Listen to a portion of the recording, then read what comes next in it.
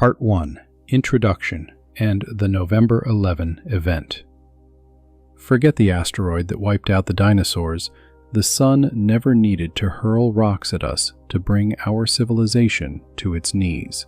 By late 2025, while astronomers tracked an interstellar comet known as 3I Atlas, our star did something without precedent. It unleashed 3 consecutive X-class flares, pouring out in minutes more energy than humanity had consumed in its entire existence.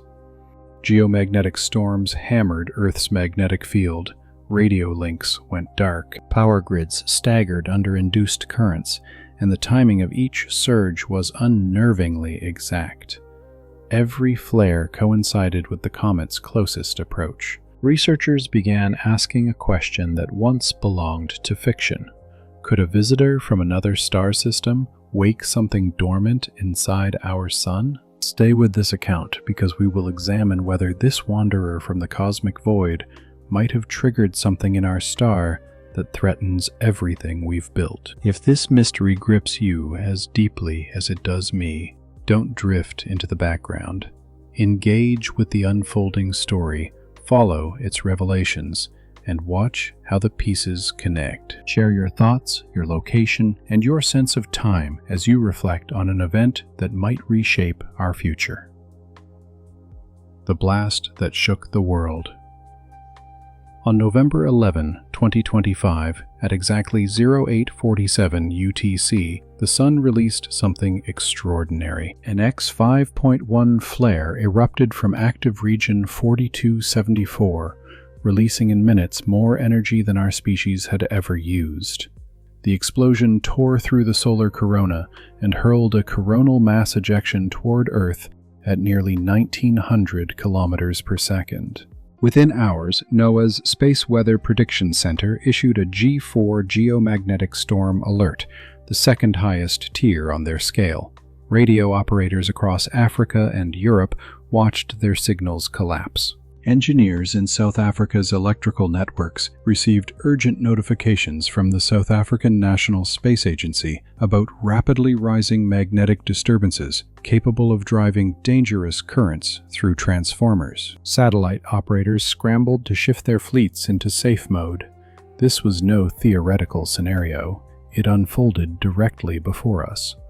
Yet one detail remained unspoken. While the world obsessed over the possibility that the interstellar visitor 3I Atlas might one day pose a collision risk, something stranger was already in motion. The sun was not merely active, it was responding, and the timing was far too exact to dismiss.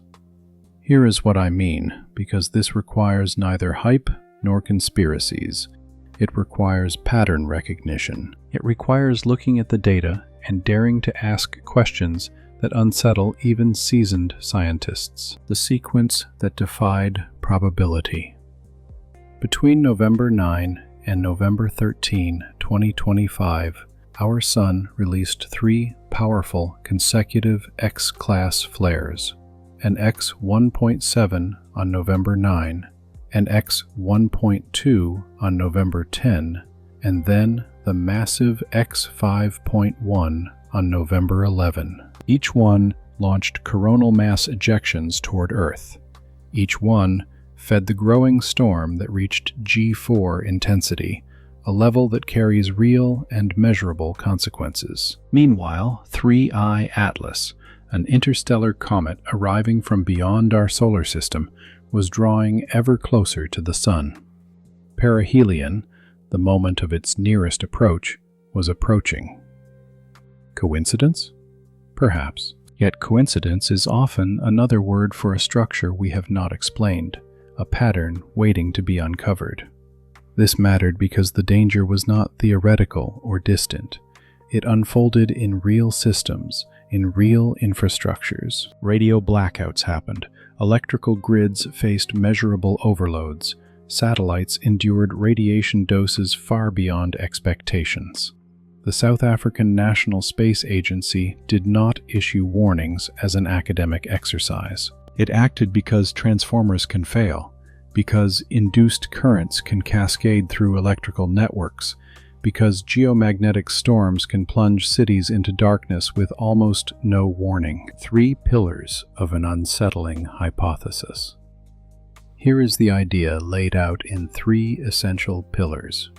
First, statistical clustering. The timing of these solar events aligned too cleanly with the comet's trajectory through the inner solar system to ignore. Second, anomalous behavior. The comet itself displayed traits never before recorded. Radio emissions, the first ever detected from an interstellar object, chemical signatures that defied existing models, and jets of plasma pointed in directions that contradicted expectations. Third, immediate consequences. The geomagnetic storms triggered by this unusual solar activity had already begun testing the limits of our infrastructure. If the pattern continued, conditions could grow worse.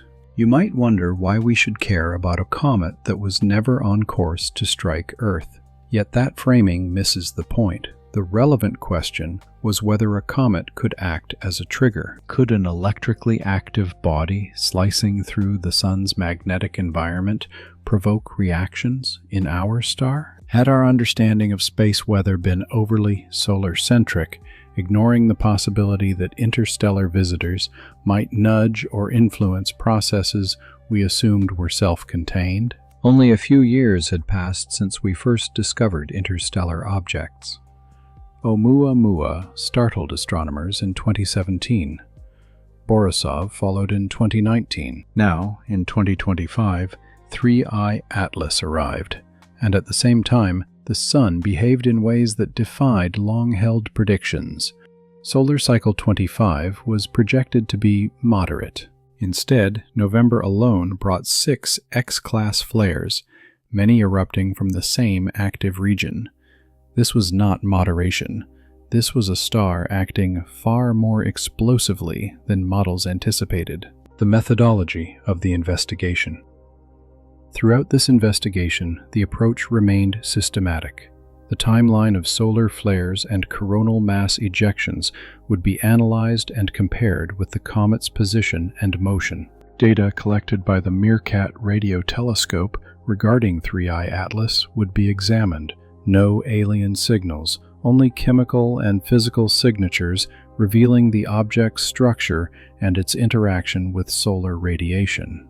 Operational risks would be explored, the alerts sent to electrical utilities, the radio blackouts encountered by amateur operators, the satellite anomalies observed throughout the week.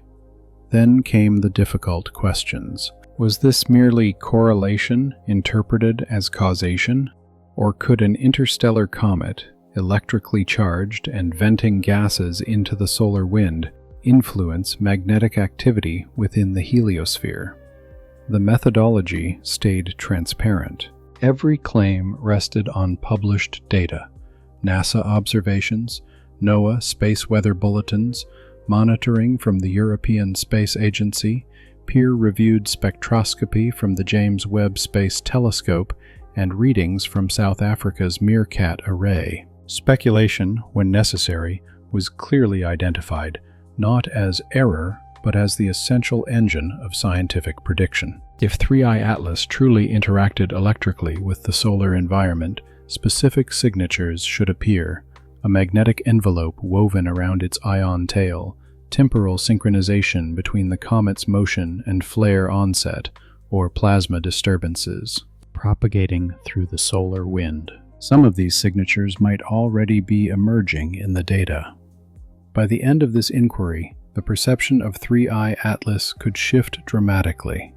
It might no longer be merely a passing fragment or a scientific curiosity. It could be a spark, a catalyst that ignited a chain of events in our star. And the consequences were unfolding in real time across the fragile systems that support modern civilization. Could a comet from another star system activate the Sun? 6 months earlier, the idea would have seemed absurd, yet now, with grid operators on alert and solar physicists confronting levels of activity beyond their models, it had become one of the most urgent questions we could ask. Part 2. The temporal correlation and the unsettling pattern. the cosmic dance no one foresaw. To understand why this story carried such weight, the timeline needed to be examined with forensic precision. The point was not simply that the sun had an active month. The point was that its activity followed a pattern, one that synchronized in a disturbingly precise way with the path of 3I Atlas as it moved through the inner solar system. The comet 3I Atlas had first been detected on January 13, 2025, by the Asteroid Terrestrial Impact Last Alert System in Hawaii. From the very moment of its discovery, astronomers noticed something unusual.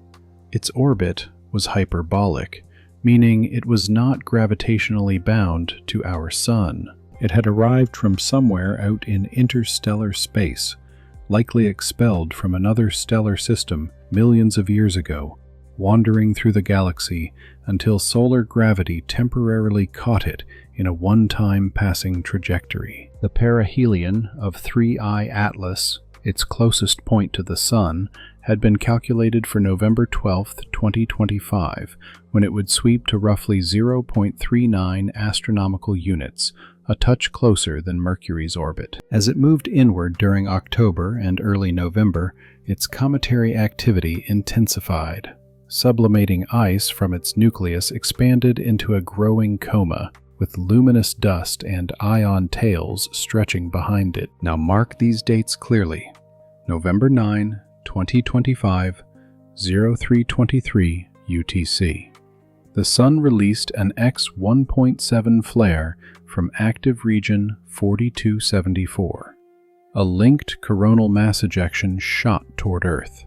At that moment, 3I Atlas was at 0.42 astronomical units, closing in fast. November 10, 2025, 1711 UTC.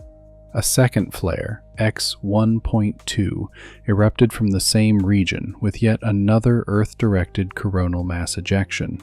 3I Atlas had moved to 0.40 astronomical units, only 2 days from perihelion. November 11, 2025, 8:47 UTC. The colossal X-5.1 flare erupted, again from region 4274. It was the most powerful flare of solar cycle 25 up to that point. The resulting coronal mass ejection tore outward at record speeds. I Atlas was now at 0.39 astronomical units, effectively at perihelion. November 12, 2025. Official perihelion. The comet reached its closest point to the Sun. Solar activity continued with M-class flares, but the peak intensity aligned with the moment of closest approach. November 13, 2025. 3I Atlas began to recede from the Sun. Activity in region 4274 declined sharply. The pattern was unmistakable. The flares intensified as the comet approached, peaked during perihelion, and weakened as the comet retreated. The temporal correlation was not just suggestive, it carried statistical weight. The statistical analysis that unsettled researchers. When scientists wanted to determine whether two events were linked or simply coincidental, they turned to statistics.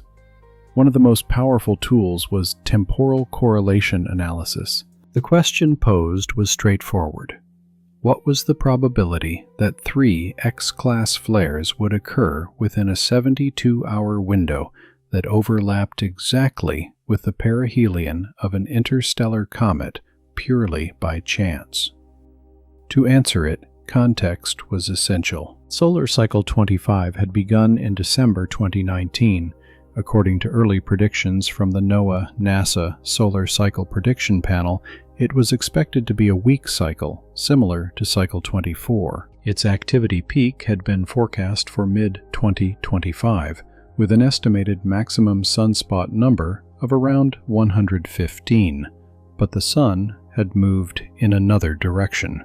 Throughout 2024 and early 2025, solar activity consistently exceeded predictions. By November 2025, the Sun had already produced more X-class flares than expected for the entire cycle. Yet, even with elevated activity, 3 X-class flares within 72 hours remained unusual. Historic records showed that such clustering occurred perhaps once or twice per solar cycle, typically during peak activity. But crucially, these clusters were normally driven entirely by the Sun's internal magnetic dynamics, by the evolution of complex active regions where fields twisted, tangled, and explosively reconnected. So what were the odds? If the passage of 3I Atlas and the flare cluster were treated as independent events, the probability that they would overlap so exactly by chance fell below 1%. This did not demonstrate causation, but it demanded deeper investigation. The magnetic monster, active region 4274. To understand how the Sun released such powerful eruptions, the structure of active region 4274 had to be examined closely. Active regions were zones on the solar photosphere where magnetic fields intensified dramatically. They appeared as clusters of sunspots, dark, cooler patches encircled by bright faculae. Active region 4274 had emerged on the Sun's eastern limb in late October 2025. As the Sun rotated, it brought this region into full view. By early November, it dominated the visible disk, and solar observatories immediately flagged it as a region of concern. Its magnetic configuration was complex, built from multiple intertwined polarities, exactly the kind of twisted geometry that encouraged violent magnetic reconnection. Solar flares occurred when magnetic energy stored in the Sun's atmosphere was released suddenly, like elastic bands stretched to their limit, snapping apart. The released energy became heat, particle acceleration, and electromagnetic radiation across the spectrum, from radio waves to X-rays and gamma rays. Region 4274 possessed every hallmark of a flare producer. A delta-class magnetic field where opposite polarities pressed close together, high magnetic shear indicating twisted field lines, and strong gradients across its structure. Space weather forecasters had monitored it closely from the moment it appeared, but something about its behavior was unusual. Although the region had the potential for large flares, the frequency and precise timing of those eruptions stood out. Active regions typically produced flares over days or weeks as they evolved. Region 4274, however, unleashed its most intense flares in a remarkably narrow window, and that window aligned exactly with the closest approach of 3I Atlas. Could the region have erupted without the comet? Certainly. It had the magnetic complexity required, yet the timing raised the deeper question. Did the comet act as a trigger, nudging an already unstable system toward explosive release? Historical precedents, comets and solar activity. The idea that comets might influence solar behavior was not entirely new, though it had long been seen as controversial. Historically, a few anecdotal reports hinted at correlations between bright comets and unusual solar activity, but these had been dismissed as coincidence or early observational limitations. The most frequently cited case was the Great Comet of 1811, visible for many months and coinciding with a period of heightened solar activity. Yet early 19th century instrumentation lacked the precision needed to confirm any true correlation, much less causation. More recent comets offered little support for the theory. The passage of Halley's Comet in 1986 aligned with no unusual solar activity. Comet Hale-Bopp in 1997 coincided with a normal solar cycle. Comet Ison, which broke apart near the Sun in 2013, passed during ordinary solar conditions. So why would 3I Atlas be different? Several factors made this case worthy of scrutiny, unlike any comet before it. First factor, interstellar origin. 3I Atlas had not formed within the solar system. It came from a chemically distinct environment around another star. Its composition might contain elements or compounds that were rare or absent in native comets. If chemical composition played any role in Sun-comet interactions, an interstellar comet could behave in unexpected ways.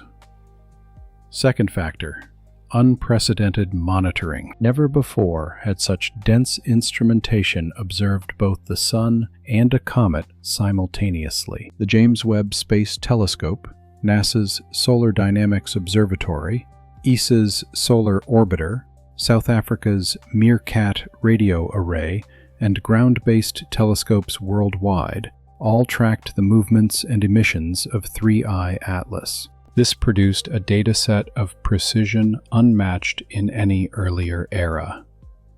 Third factor, anomalous emissions.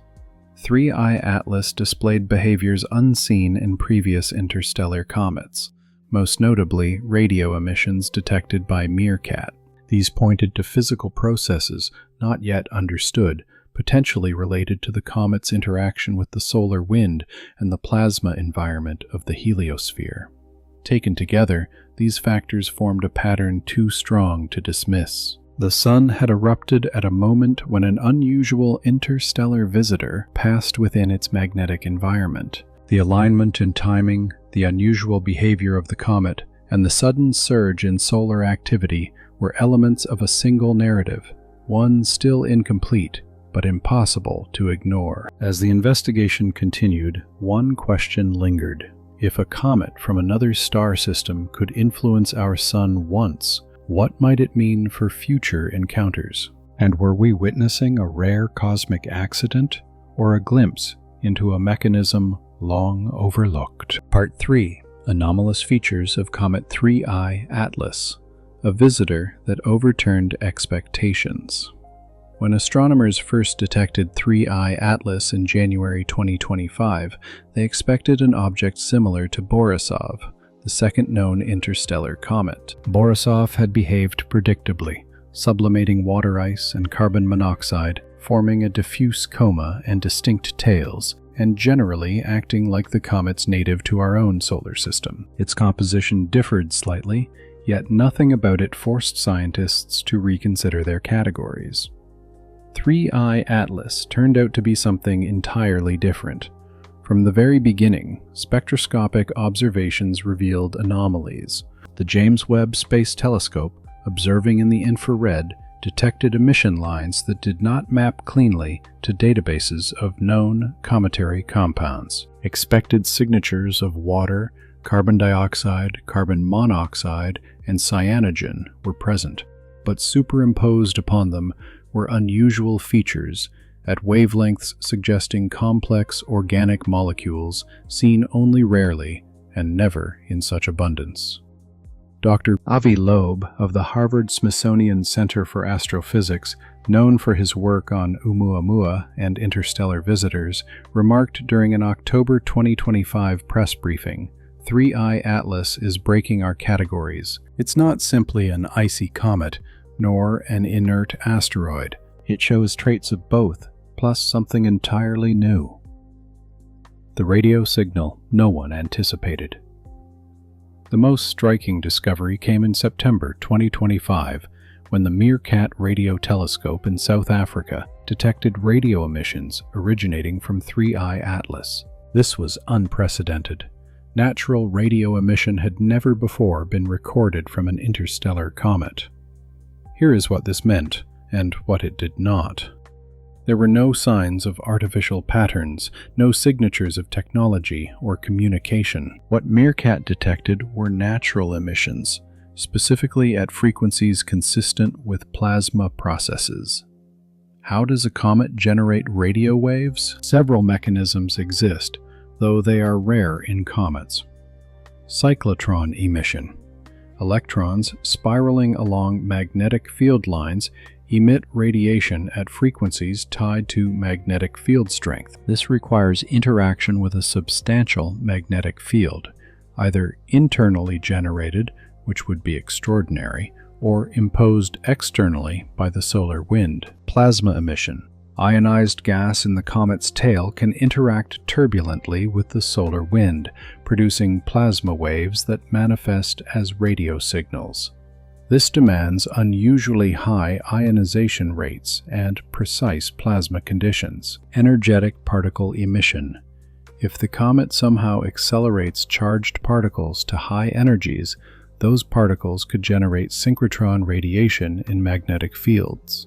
The Meerkat team, led by Dr. Fernando Camilo, published preliminary findings in October 2025, showing that the emissions varied over time, intensifying as 3I Atlas closed in on the Sun. The frequency spectrum pointed toward plasma emission, implying that the comet was generating or interacting with magnetic environments in ways atypical for known comets. What we're observing is consistent with a highly active magnetic environment around the comet, Camilo explained.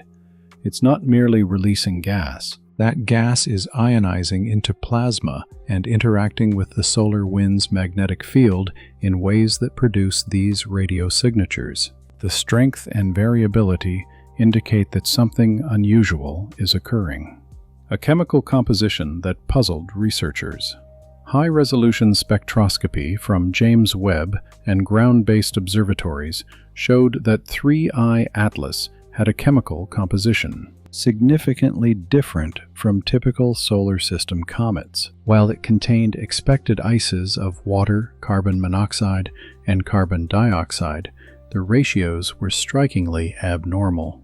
Most notable was the ratio of carbon monoxide to water. In solar system comets, water dominates, usually exceeding CO by a factor of 10 or more. In 3I Atlas, the ratio hovered near 1:1, meaning the comet emitted nearly as much carbon monoxide as water. Since CO sublimates at lower temperatures than water, this indicated exceptional volatility.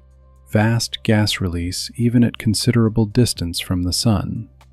Researchers also detected elevated amounts of sulfur, nitrogen, and carbon-bearing organics. Spectral lines consistent with thiocyanate, SCN, hydrogen cyanide, HCN, and potentially larger carbon-based organic molecules appeared with notable strength.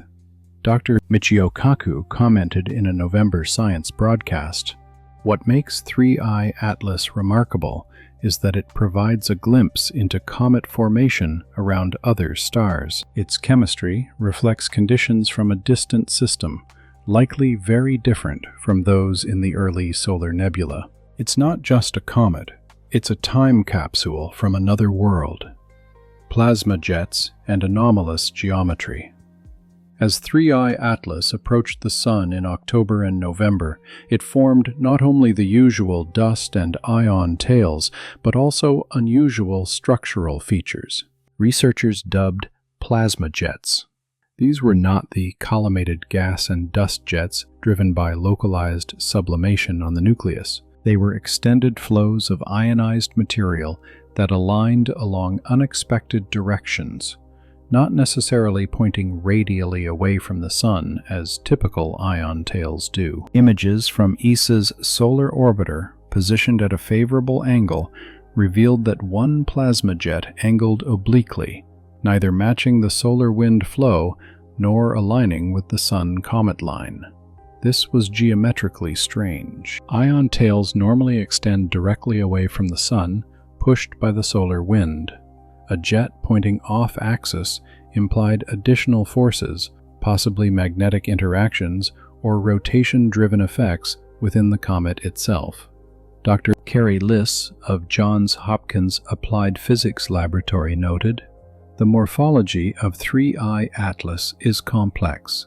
It's not just a dust tail and an ion tail. There are extra structures, filaments, brightness knots, geometric distortions, suggesting that the solar wind's magnetic field is interacting with the comet in non-trivial ways. This could imply a weak intrinsic magnetic field or highly magnetized plasma in the coma." A cometary magnetic field?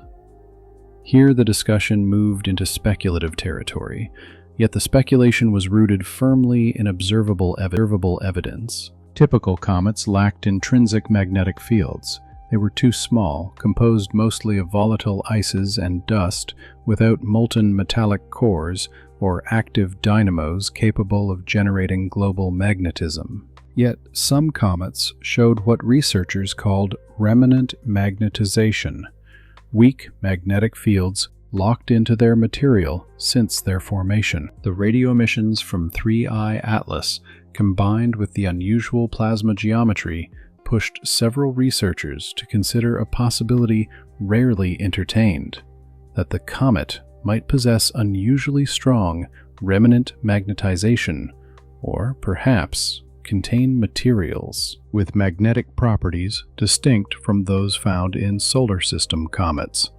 Ferromagnetic grains, iron-nickel alloys, or minerals capable of holding magnetization under extreme conditions. If 3I Atlas truly had even a weak intrinsic magnetic field, the consequences would be significant. Instead of passively yielding to the solar wind, the comet could carve out a cometary magnetosphere, a region where its magnetic field reshaped, deflected, or channeled the solar wind plasma. This could explain both the anomalous radio emissions and the unusual tail geometry. More speculatively, if the comet were magnetized and expelling ionized plasma at high rates, it would behave like an electrically active body embedded in a conductive fluid. In physical terms, it would resemble a charged particle moving through a magnetized plasma, capable of generating currents, distorting magnetic fields, and producing long-range effects far beyond what traditional comet science predicted. The extraordinary mass loss rate.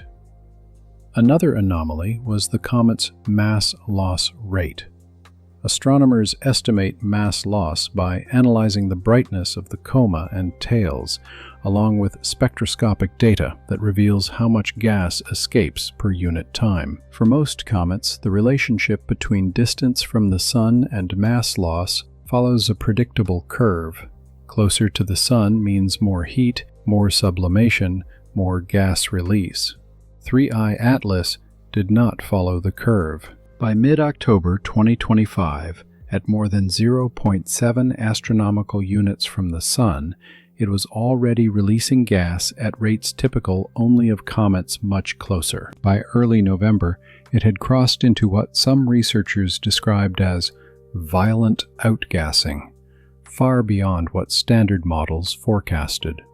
This mattered because gas release was only part of the story. As gas escaped and ionized, it became plasma, electrically charged, sensitive to magnetic fields, and capable of interacting with the solar wind far more aggressively than neutral gas. The more plasma the comet produced, the more significant its influence on its electromagnetic environment.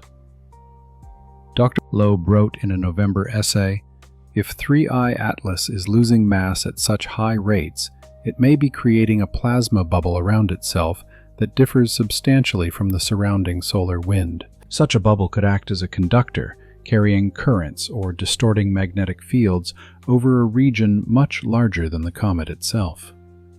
The enigma of non-gravitational acceleration. Like Oumuamua before it, 3I Atlas exhibited signs of non-gravitational acceleration, subtle deviations from a trajectory dictated solely by the gravity of the Sun and planets. In the case of Oumuamua, the phenomenon caused years of debate, with explanations ranging from asymmetric outgassing to more exotic hypotheses. For 3I Atlas, the effect was smaller, yet still measurable. The mainstream explanation attributed it to the rocket-like push of outgassing, jets of gas escaping more strongly from one region of the nucleus than another. However, the magnitude and direction of the observed acceleration did not align neatly with models derived from the comet's visible gas jets. This discrepancy inspired several researchers to propose an additional mechanism: magnetic interaction with the solar wind. If the comet possessed intrinsic magnetization, or was enveloped in highly magnetized plasma, the Lorentz force, forces acting on charged particles and currents in magnetic fields, could gently alter its trajectory in ways that standard models failed to account for. This was frontier science, uncertain and challenging. But the fundamental idea was clear. If 3I Atlas was electrically active, then it was not merely a passive chunk of ice drifting under gravity.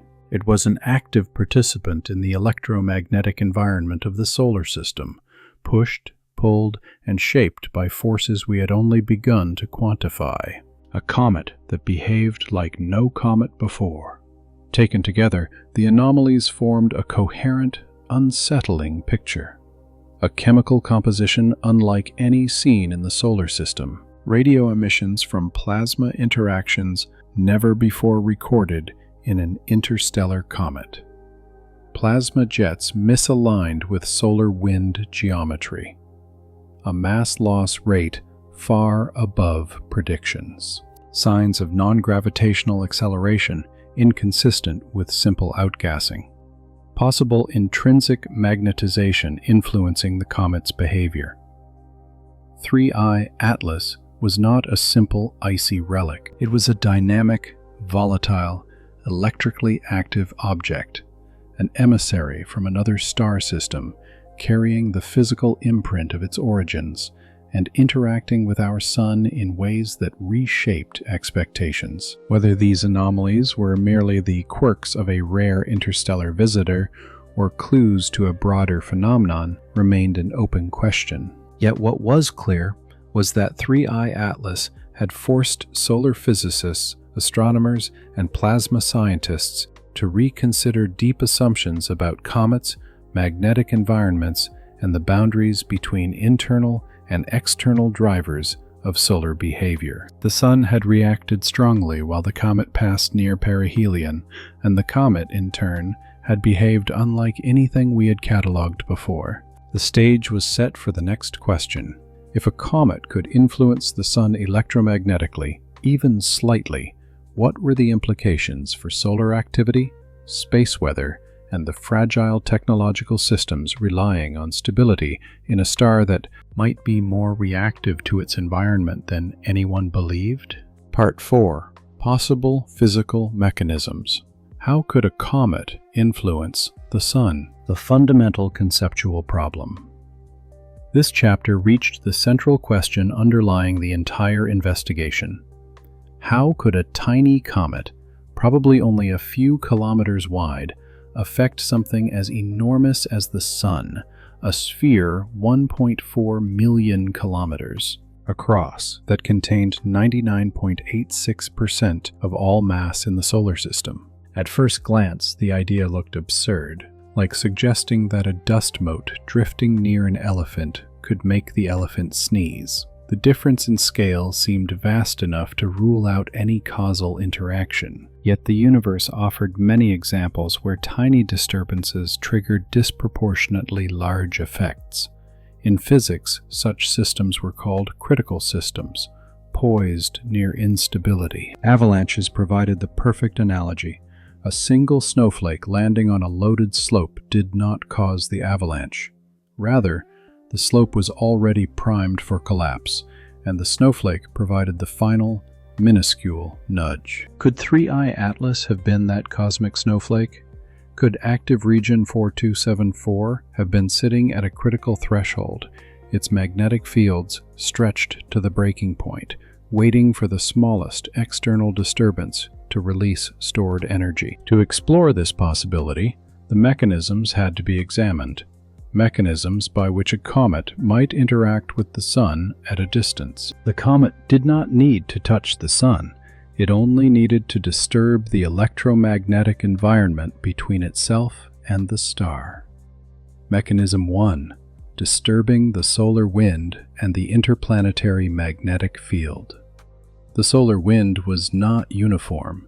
It was turbulent, structured, and variable, flowing outward at 300 to 800 kilometers per second, while carrying the Sun's magnetic field frozen into its plasma.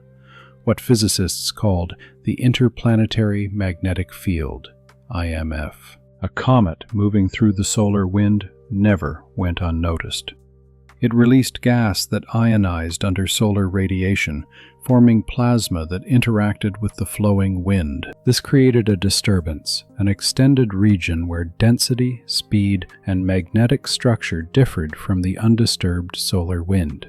For an ordinary comet, this disturbance was small and brief. The wind simply flowed around it. But if a comet produced exceptional amounts of plasma, as 3I Atlas apparently did, the disturbance could grow more substantial. Here the idea turned speculative, yet physically reasonable. A large enough disturbance could generate magnetohydrodynamic MHD waves in the solar wind. These waves would propagate outward and inward, including toward the Sun. MHD waves were ripples in plasma and magnetic fields, akin to sound waves in air. If MHD waves reached the Sun, they could interact with its corona and with specific active regions. If an active region sat in a magnetically unstable configuration, a tiny incoming perturbation could trigger magnetic reconnection, the explosive process behind solar flares. This idea was not entirely new. Solar scientists had long studied how disturbances in the wind, such as shocks from earlier eruptions, could influence subsequent solar behavior. This feedback mechanism was known as solar heliospheric coupling. The twist was that a comet-generated disturbance had rarely been considered. Mechanism 2: electric currents and plasma circuits in space. Space was not empty, but filled with electrically conductive plasma. Where plasma existed alongside changing magnetic fields, currents could flow. The solar system could be viewed as a vast electrical circuit, with currents threading along magnetic field lines and closing loops across planetary and heliospheric distances. This belonged to the field known as space plasma physics. Though some fringe interpretations existed, the core principles were standard physics. Plasma conducted current, and currents generated magnetic fields that in turn influenced plasma motion. If 3I Atlas released enormous quantities of ionized plasma and interacted strongly with the interplanetary magnetic field, it might have acted like a conductor within the solar system's electrical circuitry. Currents could have flowed along magnetic field lines from the comet back toward the Sun. This did not imply the comet powered the Sun. The star produced 3.8 times 10 to 6 watts from fusion, utterly beyond external influence. But the point was subtler. Triggering a flare did not require injecting large energy, only perturbing the right structure at the right moment. It was like flipping a switch. The force required to flip it was tiny compared with the energy released when the circuit activated. Similarly, a small electrical disturbance entering a magnetically unstable region on the Sun might initiate reconnection and unleash enormous magnetic energy. Whether this happened remained unknown, but the mechanism was plausible. Mechanism 3: magnetic resonance and coupling. Another possibility involved resonance. Resonance occurred when a system was driven at a frequency matching its natural oscillation frequency. Even a small periodic force could then produce large oscillations. Solar magnetic fields oscillated and evolved continuously. Their characteristic frequencies depended on plasma properties and local magnetic geometry. If the comet's variable plasma output generated magnetic disturbances at frequencies matching those of active region 4274, it might have amplified those oscillations, destabilizing the region and leading to reconnection. This remained highly speculative and demanded a detailed frequency analysis of both the comet's magnetic perturbations and the active region's natural oscillations. With enough data, this could be investigated. Mechanism 4: tidal gravitational effects, included for completeness. Gravitational tides were real, but irrelevant in this case. Tidal force scaled with the mass of the perturbing object divided by the cube of the distance. A small comet at 0.39 AU produced a tidal effect so tiny it was effectively zero. Jupiter, vastly more massive, exerted measurable but insignificant tidal effects on the Sun from 5 AU. A comet weighing a trillion times less exerted tides many orders weaker. Thus, gravitational tides could be dismissed. Mechanism 5. Seeding energetic particles. Another speculative idea was that if 3I Atlas accelerated charged particles, perhaps through magnetic reconnection within its plasma tail, the particles might travel along magnetic field lines toward the Sun. Energetic particles entering the solar atmosphere could heat plasma locally and destabilize magnetic structures, similar to how solar wind particles triggered substorms in Earth's magnetosphere. Observatories such as NASA's Solar Dynamics Observatory monitored energetic particles.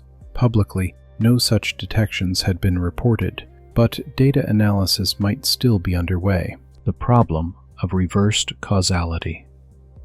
A critical complication arose. What if the direction of causality was reversed? Instead of comet-sun, the chain might have been Sun-comet. Solar flares blasted radiation and energetic particles across space. When they hit a comet, they could intensify ionization, increase sublimation rates, and strengthen radio emissions. This could create the illusion that the comet was reacting to the Sun when the Sun had acted first. Untangling this required precise timing. Flares occurred in minutes. Comet observations sometimes lagged by hours. Current public data lacked the temporal resolution to decide definitively. Scientific precedents. Surprisingly little research existed on comet-sun interactions. Solar physics and comet studies typically lived in separate scientific silos. Some papers from the 1980s proposed that sun-grazing comets might trigger flares by injecting material into the corona, but observations from SOHO and STEREO did not confirm such effects. Later studies of planetary influence found no correlation between planetary positions and solar activity. As for interstellar objects, the sample size remained tiny. Oumuamua, Borisov, and now 3I Atlas, the first to pass during an unusually active solar phase. Where does that leave us? Taken together, the scientific literature offered scattered clues, but no unified framework. Very few studies explored how a comet passing through the heliosphere might influence a magnetically unstable region on the Sun. Most research focused instead on how the Sun influenced comets, not the other way around. The possibility of a bidirectional interaction, Sun affecting comet, comet affecting Sun, remained largely unexplored. This investigation did not claim to provide a definitive answer. It aimed to evaluate mechanisms that were at least physically plausible, grounded in plasma physics and solar dynamics rather than conjecture. The Sun was a magnetically active, electrically complex plasma system. A comet, particularly one ejecting large amounts of ionized material and possibly carrying remnant magnetization, was not a trivial object within that environment. Under the right circumstances, its presence could produce perturbations that propagated across interplanetary space and interacted with solar structures waiting for a small external push. The Sun as a critical system. Solar physicists often describe the corona and active regions as systems poised near criticality. Magnetic field lines twisted, sheared, and accumulated energy gradually until reconnection released it in violent bursts. The timing of reconnection events was notoriously hard to predict. Even small disturbances could tip such a system into eruption. One analogy used in heliophysics compared the solar corona to a sand pile. Grains were added slowly, representing energy buildup, until eventually the pile reached a point where a single grain triggered a slide. The triggering grain did not create the instability, it revealed it. Active region 4274 might have been that sand pile. 3I Atlas might have been the grain. The comet's plasma emissions, magnetic anomalies, and interactions with the interplanetary magnetic field could have produced disturbances, waves, currents, or resonant oscillations that traveled sunward and interacted with the stressed magnetic fields of the active region. This interaction did not require direct contact. It required timing, geometry, and a solar region ready to erupt. The geometry of alignment. Geometry mattered. The line connecting the comet and the sun during the perihelion window aligned almost directly with the position of active region 4274 on the visible solar disk. The region rotated into a position where it faced roughly toward 3I Atlas during the days when the flares erupted. This alignment did not prove causation, yet it added to the plausibility that perturbations traveling along magnetic structures of the solar wind could have traveled toward the area most prone to instability. Solar wind mapping from missions like the Solar Orbiter and the Parker Solar Probe had shown that magnetic field lines connecting regions of the corona to distant parts of the heliosphere were far more intricate and interconnected than once believed. In some configurations, particles and disturbances could travel along these structures far more efficiently than classical models predicted. 3I Atlas was located along one of those potential pathways during the critical window. The importance of scale in plasma systems. A common misconception in evaluating plasma phenomena was the assumption that sheer size determined influence. While this made sense in a gravitational context, where mass dominated interactions, it failed in plasma physics, where electromagnetic forces reigned. In a plasma system, even tiny objects could generate outsized effects if they created structured currents or disturbances aligned with existing magnetic configurations. The key variable was not the size of the object, but the coherence and structure of the perturbation it generated. A comet shedding large amounts of magnetized plasma could create a signal that propagated across millions of kilometers. And if that signal intersected an active region in a near-critical state, the result could be nonlinear amplification, leading to a solar flare. This was not guaranteed, but it was within the realm of physical plausibility. Reverse engineering the timeline. One way to approach the question was to reconstruct the sequence of events with precision. 9 November. First X-class flare, X1.7. 10 November. Second X-class flare, X1.2. 11 November. The massive X5.1 flare, the strongest of the cycle. 12 November. Perihelion of 3I Atlas. 13 November. Comet recedes. Activity in region 4274 drops. If the sun had erupted first and caused the comet's anomalies, we would expect to see an immediate change in the comet following the first flare. Observations did not decisively show this. The comet already displayed irregularities, radio emissions, plasma jets, anomalous composition before the major flares. This did not prove the comet triggered the sun, but it weakened the hypothesis of reversed causality. The comet's unusual behavior predated the flare sequence. A system sensitive to external signals. Modern solar physics recognized the sun as a chaotic system sensitive to small perturbations. The corona supported wave modes, resonances, and instabilities that could be excited by disturbances from multiple sources. Even solar rotation, differential flows, and acoustic oscillations contributed to the delicate balance. A disturbance from an interstellar comet, especially one producing unusual plasma output and possibly a magnetospheric structure, could have acted as one such signal. Not a cause, but a trigger. The distinction mattered. The comet did not generate the energy of the flares. Active region 4274 contained the energy internally, built up over days or weeks. The comet might have acted only as a timing mechanism, as the last input needed to push the system across its stability threshold. This matched the avalanche analogy. The slope collapses because it was unstable, not because the final snowflake was powerful. Limits of current data. Despite these hypotheses, the limits of observation remained substantial. Time resolution of comet monitoring was often too low. Measurements of the interplanetary magnetic field near the comet were sparse. Particle data between the comet and the Sun were virtually non-existent. A definitive link required data we did not yet possess. Yet absence of data was not evidence against the hypothesis. It simply marked the frontier of understanding.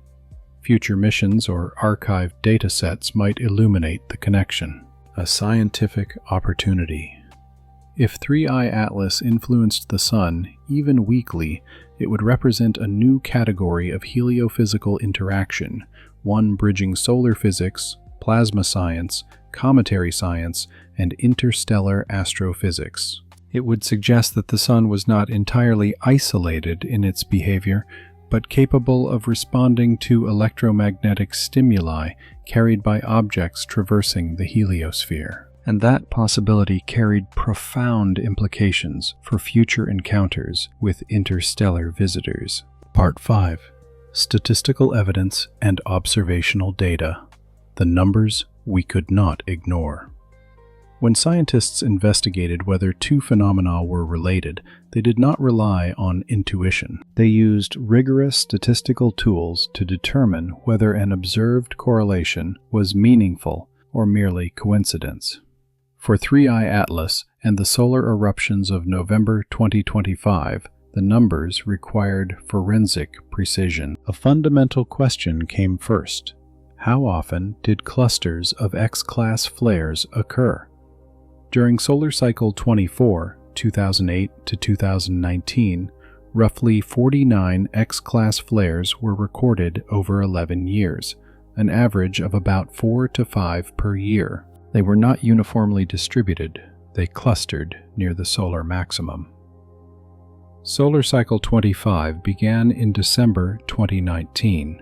By November 2025, it had already exceeded predictions. 16 X-class flares occurred in 2024, and by November 2025, the annual count had reached 14, with 6 concentrated in November alone. Focusing on the narrow window of 9 to 13 November, we saw 3 X-class flares in 72 hours, all from the same active region. Historically, how often did this happen?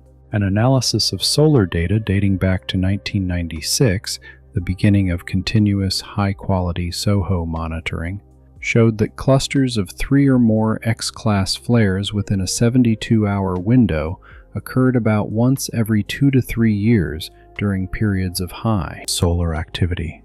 This alone was not extraordinary, but now the interstellar comet entered the equation.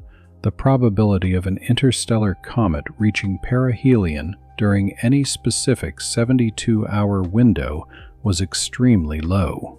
We had detected our first interstellar comet, Borisov, in 2019.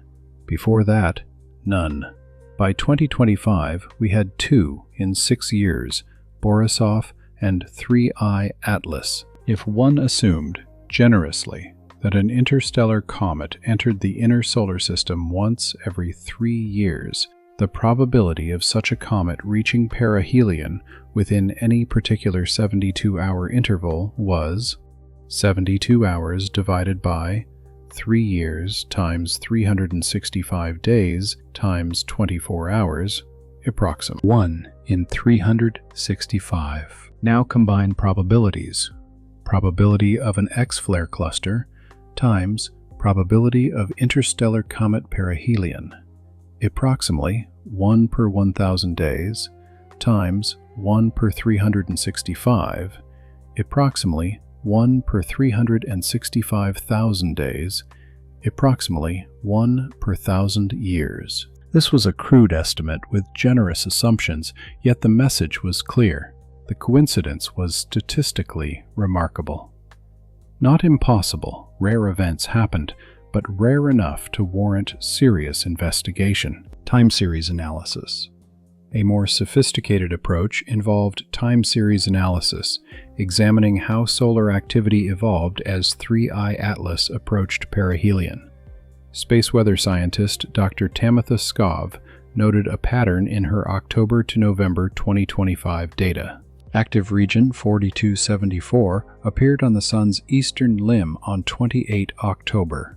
During its first week, 28 October to 4 November, it produced moderate C-class and some M-class flares, typical of a developing region. But when 3I Atlas crossed within 0.5 astronomical units of the Sun, around 5 to 6 November, flare activity from region 4274 intensified noticeably. M-class flare frequency jumped, and the first X-class events began. Skov's analysis showed a temporal correlation between the comet's distance from the Sun and the flare rate of region 4274. As distance decreased, flare rate increased.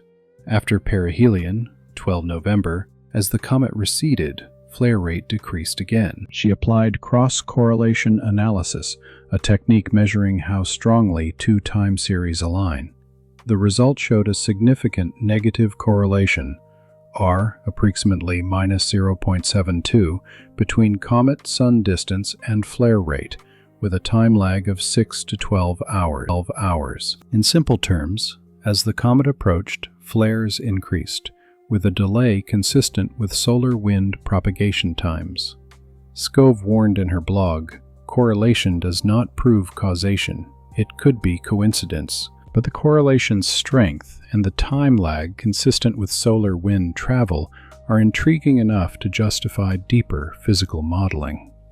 SDO observational data, NASA's Solar Dynamics Observatory, SDO, had monitored the Sun continuously since 2010, capturing high-resolution images every 12 seconds. Its data provided an unprecedented record of solar behavior. Between 9 and 13 November, SDO instruments recorded unusual evolution inside active region 4274. The helioseismic and magnetic imager, HMI, which mapped magnetic fields on the solar photosphere, showed rapid shifts in magnetic configuration. Before the X-class flares, the region possessed a delta-class magnetic structure with high shear. Magnetic fields twisted tightly, typical before major flares. But beginning 9 November, the shear increased faster than expected. Dr. Graham Barnes of the Space Weather Research Center at the University of Colorado, a developer of flare prediction algorithms, commented, "The shear parameter in region 4274 was rising faster than our models predicted based solely on internal evolution. It looked as if an external force was accelerating the buildup of magnetic tension." Could the external force be the comet? Barnes remained cautious.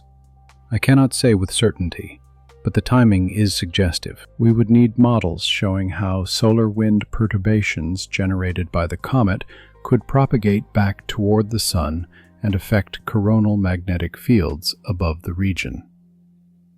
James Webb Spectroscopic Data, JWST, observed 3I Atlas throughout November, capturing high-resolution infrared spectra of its coma and tails. These data revealed something fascinating. Emission rates of specific ion lines, CO+, H2O+, fluctuated in patterns correlated with solar activity. Within hours after each X-class flare, ion emission brightness increased, expected because intense EUV and X-ray radiation from flares ionized cometary gas more efficiently. But the intriguing part was this. In some cases, the increase in comet emission preceded the solar flare by 2 to 4 hours. Before the X5.1 flare on 11 November, JWST detected a rise in CO+ emission around 06 o'clock UTC, 2.5 hours before the flare peaked at 0847 UTC. How could the comet anticipate the flare? Two possible explanations emerged. First, the increase was unrelated, driven by internal processes in the comet, rotational outgassing exposing new ice. The timing was coincidence. Second, the increase was part of the causal chain. If the comet generated solar wind perturbations and those disturbances triggered the flare, we would observe the comet respond first, followed by the Sun after propagation time. Determining which explanation held true required deeper temporal modeling, currently underway. Meerkat radio data. Meerkat observations continued into mid-November. Radio intensity from 3I Atlas rose sharply between 9 and 12 November, peaking near perihelion. The strongest emissions occurred around 1 to 2 GHz, consistent with plasma processes. Variability showed a periodicity of 6 to 8 hours, likely linked to nucleus rotation or oscillations in solar-wind interaction. Crucially, several radio intensity spikes aligned with solar flares, lagging by roughly 10 to 15 minutes. This timing matched 8.3 minutes for light to reach the comet, additional minutes to tens of minutes for the solar wind shock front to couple with the comet's plasma. Meerkat's preliminary archive paper, 20th November 2025, stated, radio emissions are consistent with turbulent interactions between cometary plasma and enhanced solar wind during elevated solar activity. We cannot exclude the possibility that the comet also contributes perturbations to the solar wind feeding back into the solar environment. Solar orbiter observations. ESA's solar orbiter occupied a favorable position during November 2025, orbiting close enough to provide a unique vantage point on both the Sun and 3I Atlas.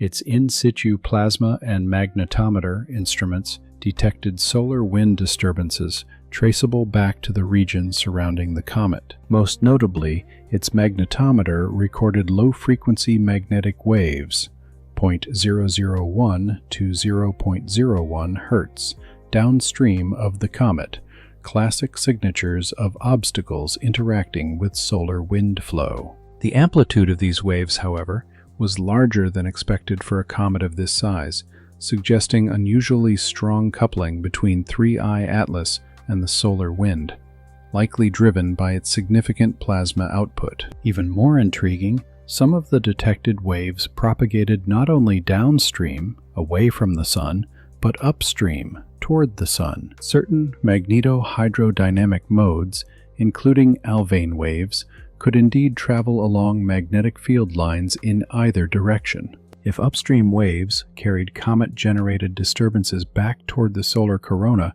they could, in principle, interact with active regions. Whether such waves actually reached active region 4274 remained unproven, demonstrating that would require full MHD propagation models, tracing disturbances from comet to corona, work still underway. Yet the possibility could not be dismissed. The Parker Solar Probe's supporting data. Although farther from ideal alignment, NASA's Parker Solar Probe collected solar wind data during the period. Its instruments registered subtle but detectable shifts in magnetic field polarity and particle density at times corresponding to the passage of disturbances traced to the vicinity of 3I Atlas.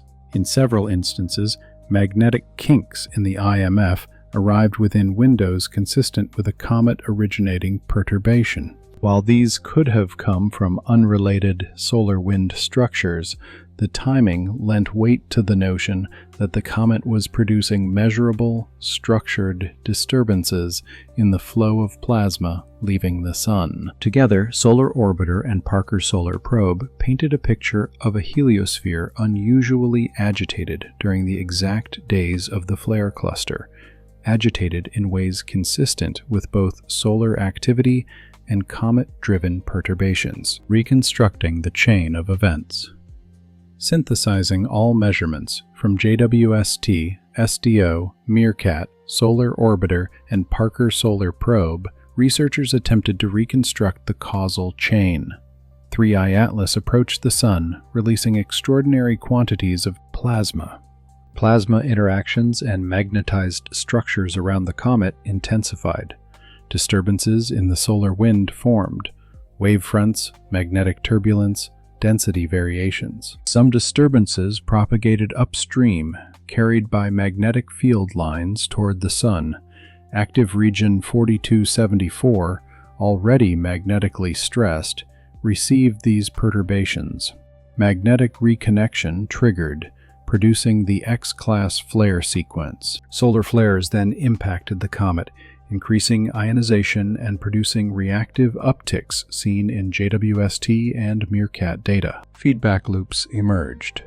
Comet perturbs wind, triggers flare. Flare perturbs comet. Comet emits stronger plasma. Further perturbations arise. This framework remained hypothetical, but consistent with observed data sequences. It represented a dynamic, two-way interaction, rare but plausible in extreme plasma environments. Why this mattered statistically? The significance lay not in any single dataset, but in the convergence of multiple independent measurements. Timing of flares, timing of comet emissions, timing of radio spikes, timing of solar wind disturbances. Spatial alignment with region 4274.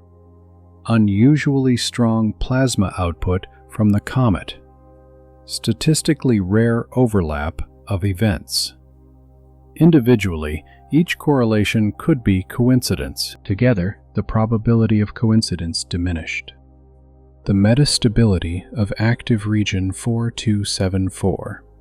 Active region 4274 displayed hallmark traits of a metastable magnetic system: twisted polarity, rising shear, rapid energy accumulation. SDO data showed shear increasing at an anomalous rate starting 9 November, faster than internal dynamics alone predicted. If the region was already near a critical threshold, only a small external perturbation was needed. The comet's unusual behavior offered a candidate source of such perturbations, patterns in retrospective datasets. Solar physicists reviewing archives began examining whether similar alignments had ever occurred before. Several historical comet passages were checked against flare databases: Halley, 1986, Hale-Bopp, 1997, ISON, 2013, Lovejoy, 2011, Neowise, 2020, but none showed comparable timing or plasma signatures. Atlas was different in two key ways. It was interstellar, with unique chemistry and magnetization potential. It coincided with an already overstressed active region. This combination may have created conditions without precedent. Statistical caution and physical plausibility. Scientists emphasized caution. Correlation did not guarantee causation. Yet causation could not be dismissed either. When physical mechanisms existed, MHD waves, resonant coupling, plasma currents, energetic particles, the bar for coincidence explanation rose. If 3I Atlas influenced the Sun, even subtly, it implied that external plasma sources could perturb solar magnetic systems. The Sun might be more responsive to heliospheric conditions than previously assumed. Interstellar visitors could play an unappreciated role in solar variability. Consequences for forecasting. Space weather forecasting models, built largely on internal solar processes, rarely considered external triggers. If comet solar coupling was real, even rarely, forecasting frameworks might need to incorporate heliospheric plasma conditions not generated by the Sun. This would mark a conceptual shift from a one-way model, Sun-heliosphere, to a dynamic two-way system, Sun-heliosphere. A rare but not impossible event. The statistical evidence did not claim certainty. It indicated that the alignment of events in November 2025 was unlikely to be random. Rare events occurred naturally, but when they aligned with physical mechanisms, they demanded investigation. Atlas arrived at the right moment, in the right place, with the right electromagnetic behavior to plausibly perturb an already unstable solar region. Multiple datasets pointed toward a pattern, one that statistical analysis alone could not explain away. What remained was understanding whether this chain of interactions was a unique anomaly or a preview of similar events in future encounters with interstellar objects. Part 6. Impacts on Earth's infrastructure. The real-world consequences. When the cosmos disrupts civilization. While scientists debated mechanisms and analyzed correlations, something tangible unfolded on Earth. The geomagnetic storms triggered by the November 2025 flares were not abstract curiosities. They produced real, measurable consequences for the technological systems supporting modern civilization. Understanding the impact required grasping what happened when coronal mass ejections reached Earth. These massive, magnetized plasma clouds traveled through interplanetary space at 500 to 3,000 kilometers per second. When they struck Earth's magnetosphere, the magnetic shield surrounding the planet, they compressed and distorted it.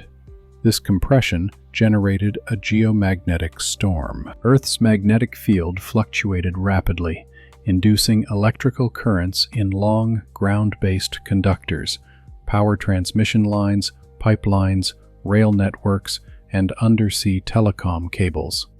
These were known as geomagnetically induced currents, or GICs, the assault on electrical grids. The 3 coronal mass ejections launched between 9 and 11 November struck Earth in successive waves from 11 to 14 November. The resulting geomagnetic storm reached G4, severe, on NOAA's 5-level scale, meaning widespread voltage control problems and elevated risk to the power grid. In South Africa, the National Space Agency, SANSA, issued urgent alerts to Eskom at 14:30 local time on 11 November. The warning was explicit: expect high GIC levels capable of overloading transformers, especially in northern regions where transmission lines were longer and more vulnerable. Eskom engineers activated emergency protocols. They reduced load on critical transformers, increased spinning reserves, and placed repair crews on high alert. These measures likely prevented large-scale outages, but not without cost. Load reduction caused controlled interruptions in several industrial zones, and increased reserve generation raised fuel expenses. Smaller distribution transformers in northern Cape and Limpopo experienced overheating. None failed catastrophically, yet 3 required shutdowns for cooling and later extended maintenance.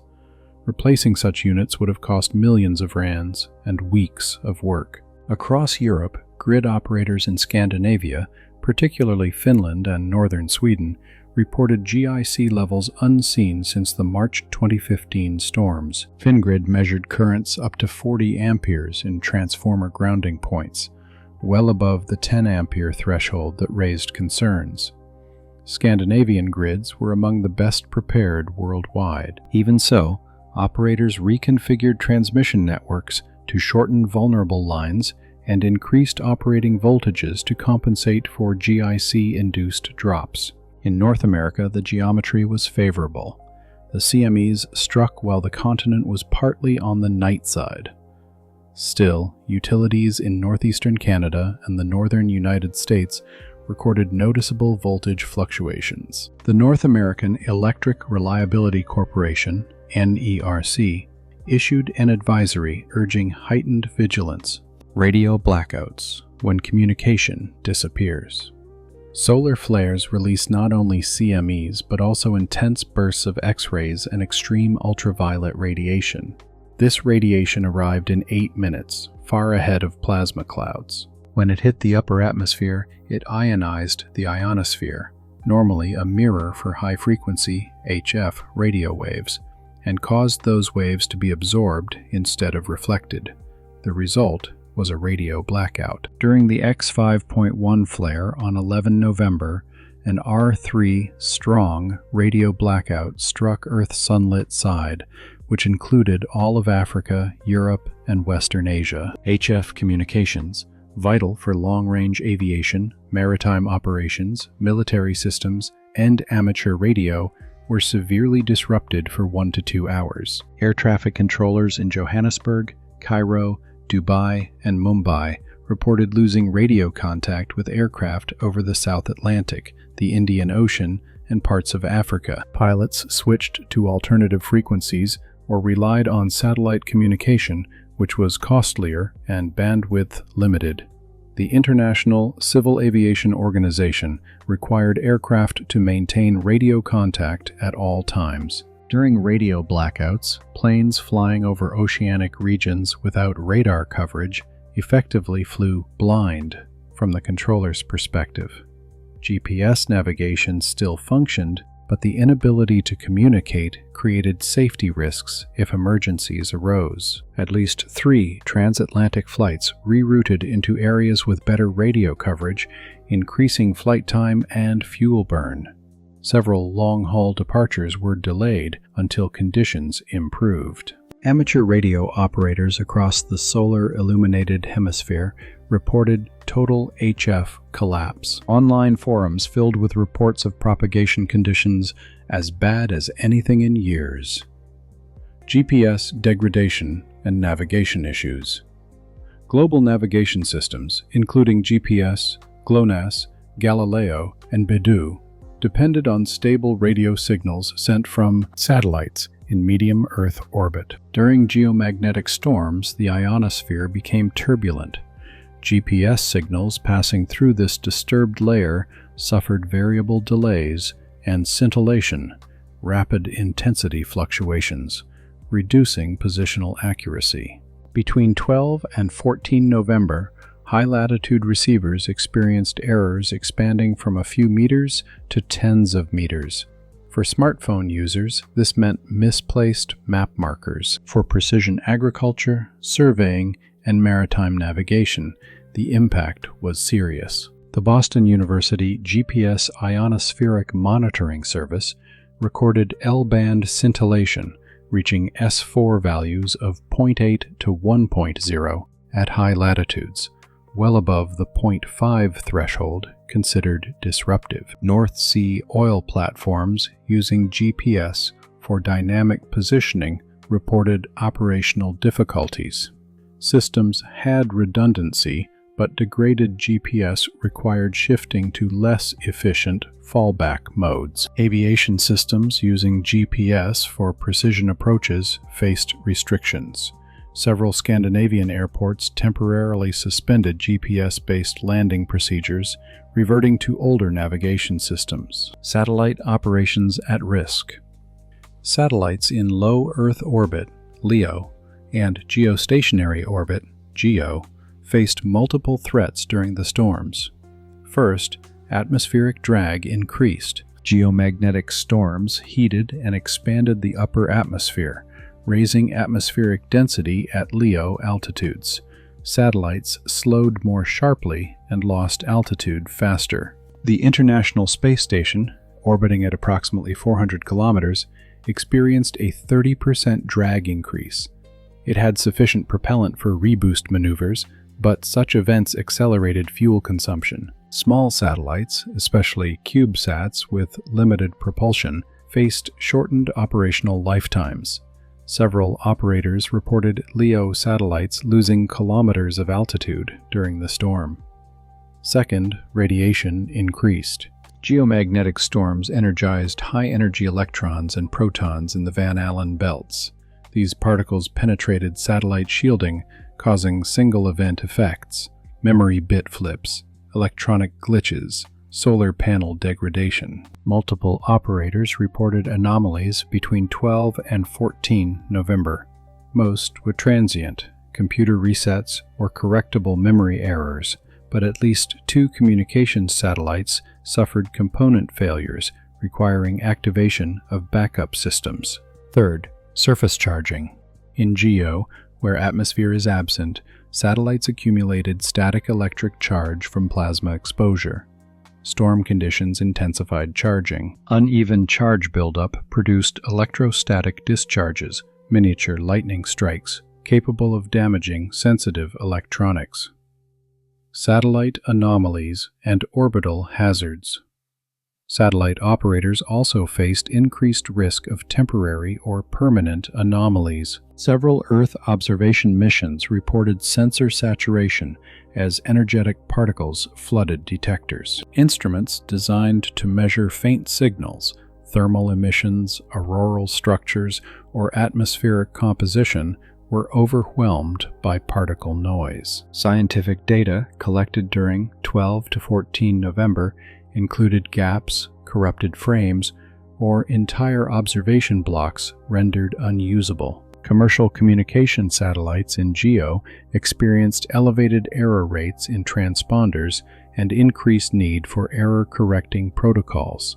This degraded bandwidth and forced operators to reassign traffic to more stable spacecraft. Although redundancy prevented service blackouts, the strain on satellite networks was significant. Starlink and other LEO mega-constellations were hit especially hard. Their sheer number made them vulnerable to drag increases and radiation spikes. Dozens of satellites had to raise orbit to avoid premature decay.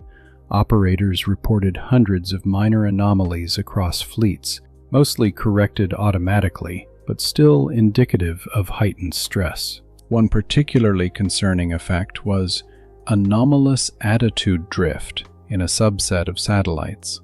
Reaction wheels and magnetorquers struggled to maintain orientation during magnetospheric disturbances. If left unchecked, such drift could compromise solar panel alignment and threaten operational continuity. Pipeline currents and corrosion. Geomagnetically induced currents also infiltrated long pipelines. Oil and gas pipelines, especially those running north-south, were vulnerable. Operators in Finland, North Dakota, and Mongolia reported elevated pipe-to-soil potentials, an indicator that GICs were flowing through metal structures. These induced currents accelerated corrosion by disrupting cathodic protection systems. While short-term events did not immediately threaten pipeline integrity, repeated storms of this magnitude could shorten the service life of pipes by years. Inspection crews in Scandinavia scheduled unscheduled surveys to check for coating damage. Rail systems and signaling. Rail networks experienced signaling issues as well. In many countries, rail signaling relied on track circuits, electrical loops sensitive to induced currents. During the November storms, operators in Sweden, Canada, and South Africa reported false track occupancy detections, forcing trains to halt or reduce speed. In Finland, automated barrier systems at rural crossings malfunctioned due to GIC-related interference. Operators switched to manual overrides and deployed staff to key crossings until geomagnetic activity eased. Oceanic and undersea cable impacts. Undersea communication cables were less vulnerable than power lines because the optical fibers themselves did not conduct harmful currents. However, the repeater stations spaced every 50 to 100 kilometers along cable routes required electrical power and grounding systems. These systems were susceptible to GICs. During the storm window, several transatlantic and transpacific cable operators reported increased noise in repeater amplifiers. While service was not interrupted, technicians later confirmed that grounding currents spiked to levels rarely observed. This increased the thermal load on repeater electronics. Aircraft radiation exposure. Solar storms also elevated radiation exposure for high-latitude flights. Energetic particles penetrated deeper into the atmosphere, raising radiation levels at cruising altitudes. On 12 November, radiation monitors aboard several commercial aircraft flying polar routes, New York to Hong Kong, Dubai to Los Angeles, and Frankfurt to Tokyo, measured dose rate increases of up to 50 to 80% above typical background. These remained within regulatory limits, but posed cumulative concerns for frequent flyers and aircrew. As a precaution, at least 4 flights diverted to lower latitude routes, adding flight time but reducing radiation exposure. Aircrew unions in Europe and Canada called for updated guidelines on crew scheduling during solar storms. Aviation navigation and communication HF radio blackouts were not the only challenge for aviation. The ionospheric turbulence also degraded ADS-B and SATCOM link stability at high latitudes. Meteorological relay signals transmitted from aircraft to global databases were intermittently dropped, creating minor gaps in real-time weather models. Navigation systems reliant on dual-frequency GPS struggled with phase shifts. Several aircraft had to revert to inertial navigation backups during critical phases of flight. Emergency response systems. Emergency communication networks that relied on HF and VHF repeated outages throughout Africa, Central Asia, and parts of Eastern Europe. Search and rescue operations were temporarily degraded in maritime zones under the responsibility of South Africa and Oman.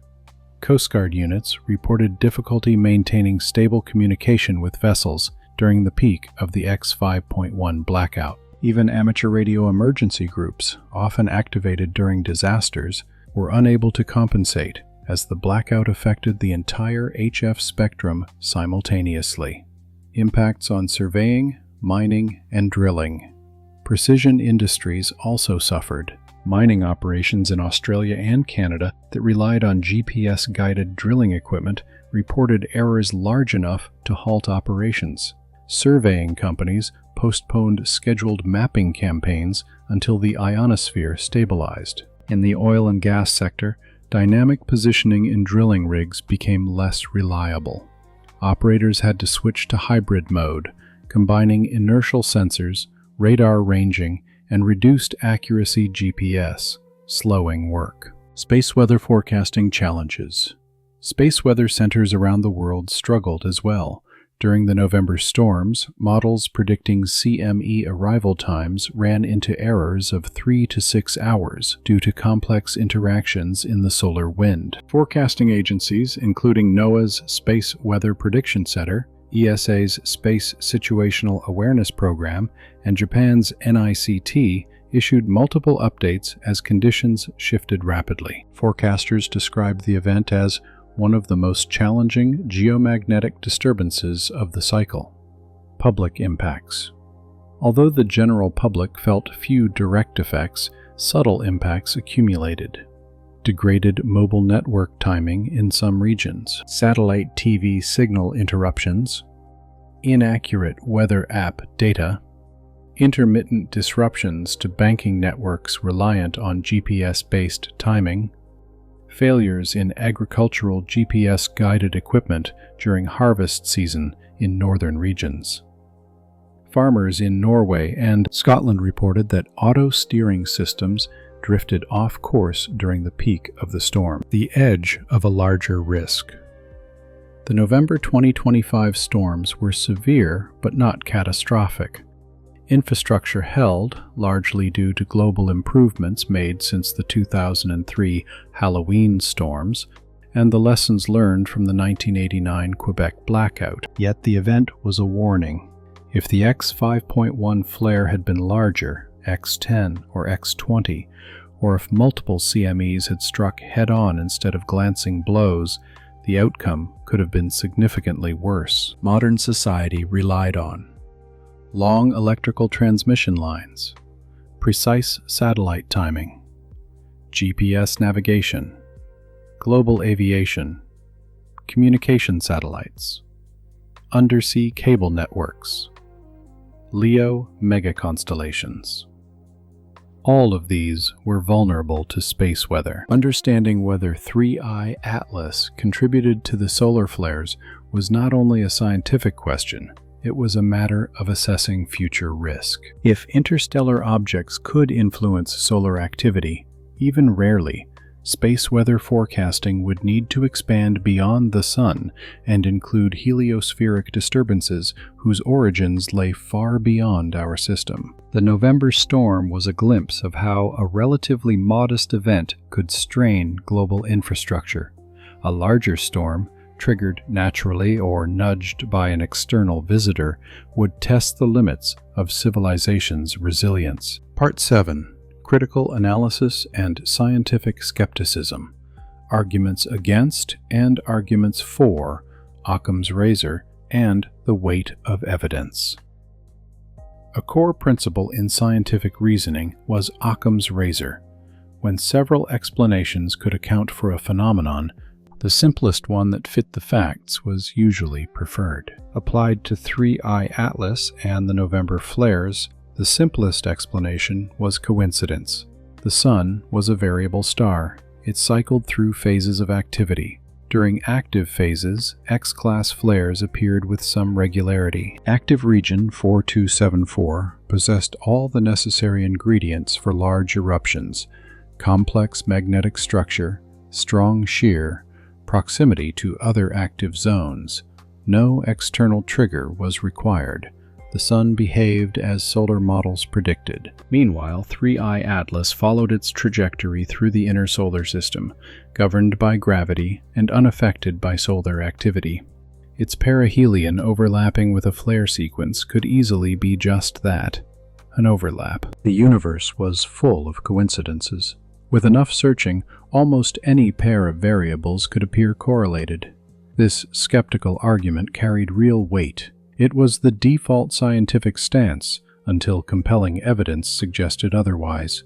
Examining that skepticism thoroughly mattered. The statistical critique. The multiple testing problem.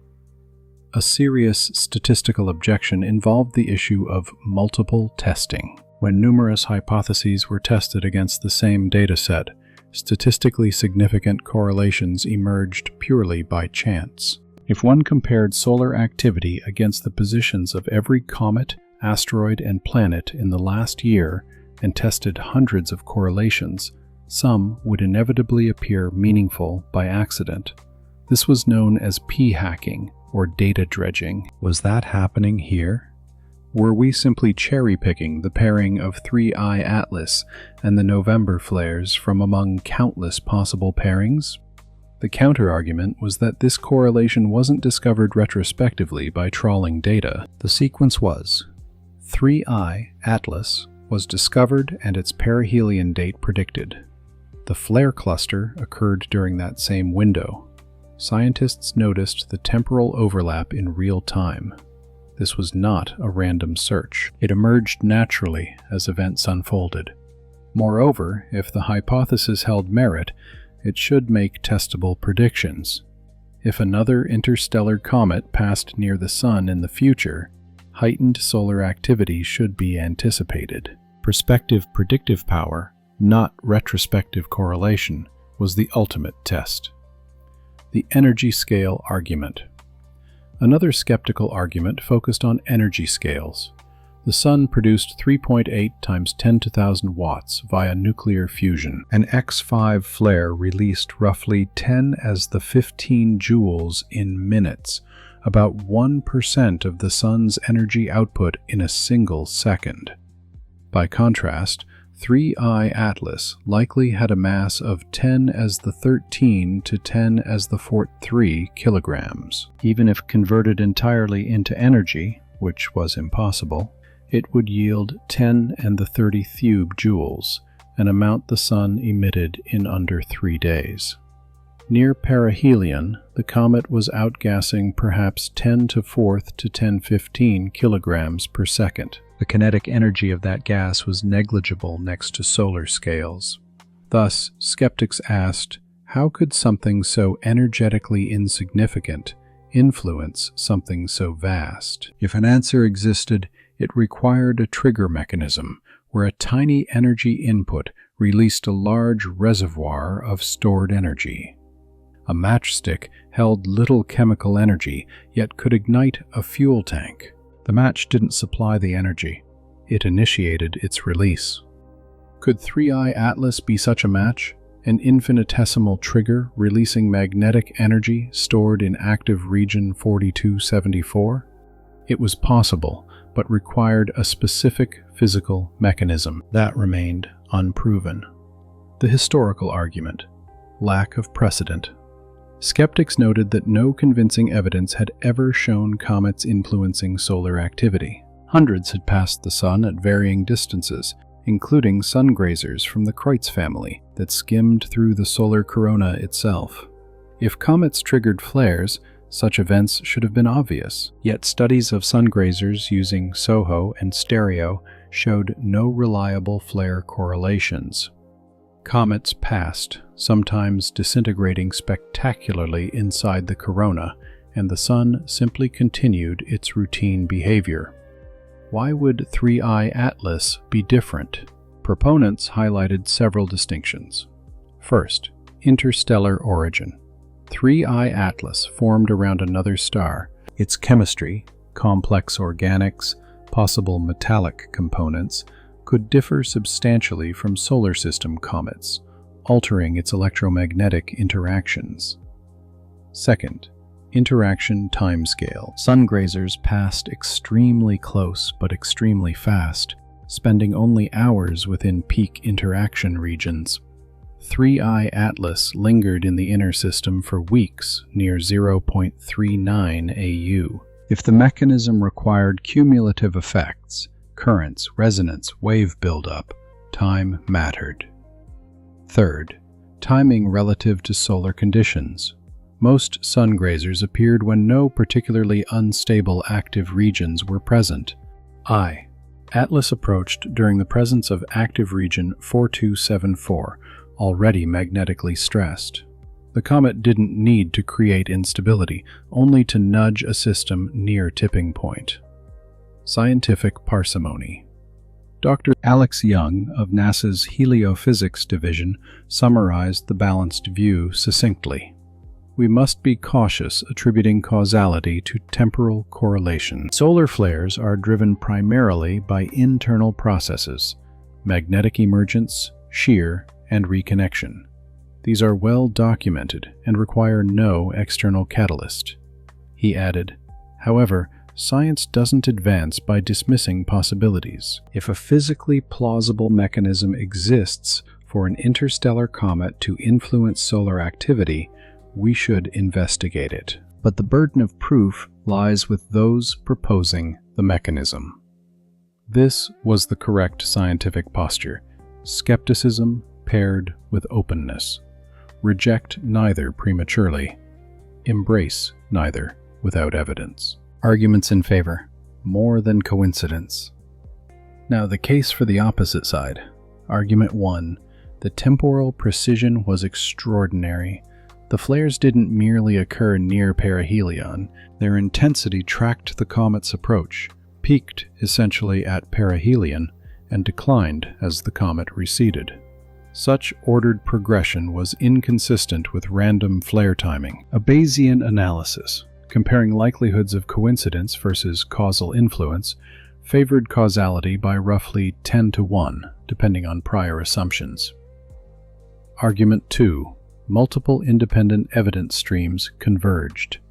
It wasn't only flare timing, it was flares intensifying with decreasing comet-sun distance, anomalous cometary radio emissions, magnetic shear rates exceeding model predictions, solar wind disturbances detected by solar orbiter, spectral emission variations in the comet that in some cases preceded flares.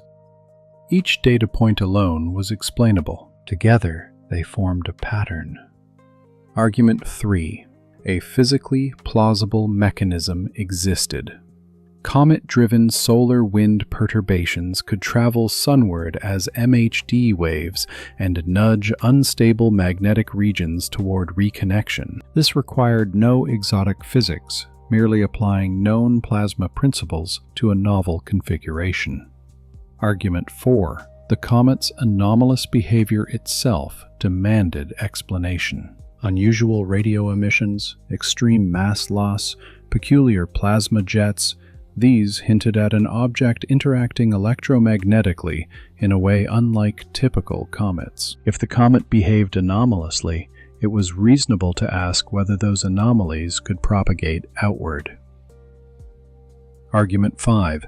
The directional geometry aligned too precisely. Active region 4274 was positioned on the Earth-facing solar disk almost directly along the Sun-comet line during the flare sequence. Solar wind structures, magnetic field lines, and MHD waves often propagated anisotropically. Direction mattered. The fact that the region most prone to instability sat in the precise geometric position to receive potential perturbations strengthened the case for interaction. Argument 6. Reverse causality explanations were weaker than expected. Skeptics argued that flares might have caused the comet's unusual emissions, but several anomalies in 3I Atlas, radio bursts, high mass loss, plasma structures, began before the flare cluster. Reverse causality struggled to explain early anomalies. The comet's behavior did not simply mirror the Sun's, it preceded it. Cumulative evidence and the threshold of plausibility. Arguments against interaction were strong, rooted in history, energy scales, and mainstream solar physics. Arguments for interaction were substantial, rooted in timing, multi-point observations, plasma theory, and cometary anomalies. The central question was not whether the comet caused the flares in an energetic sense, but whether the comet supplied the right perturbation at the right moment to trigger a system already near instability. Solar physics recognized such systems. Magnetic fields twisted to critical thresholds, requiring only a small nudge. The comet was not the source of energy.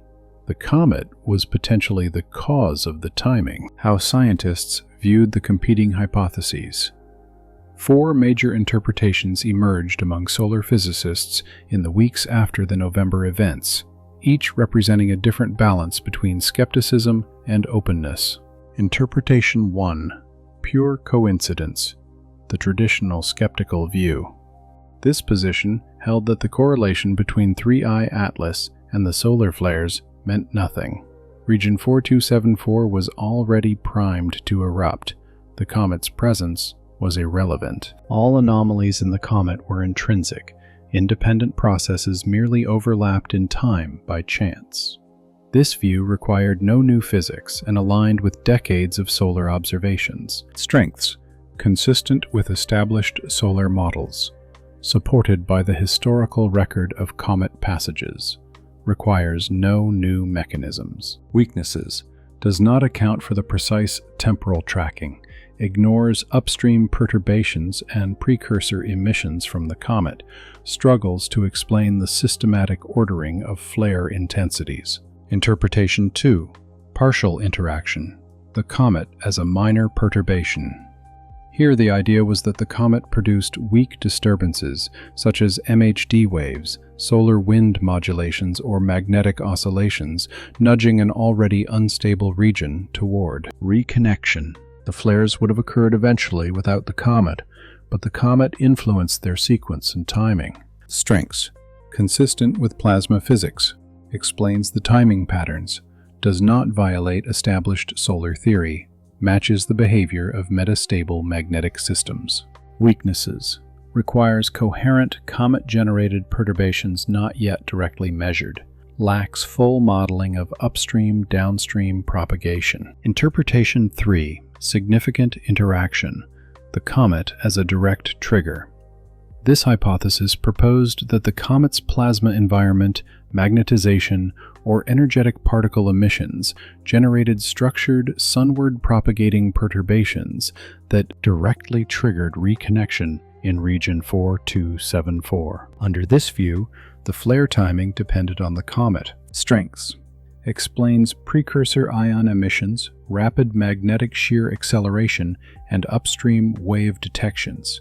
Consistent with anomalous comet behavior, supported by multi-point timing correlations. Weaknesses: requires detailed modeling of wave propagation, depends on unusually strong electromagnetic activity from the comet, challenges long-standing assumptions in solar physics. Interpretation 4. Coupled system dynamics, mutual influence between Sun and comet.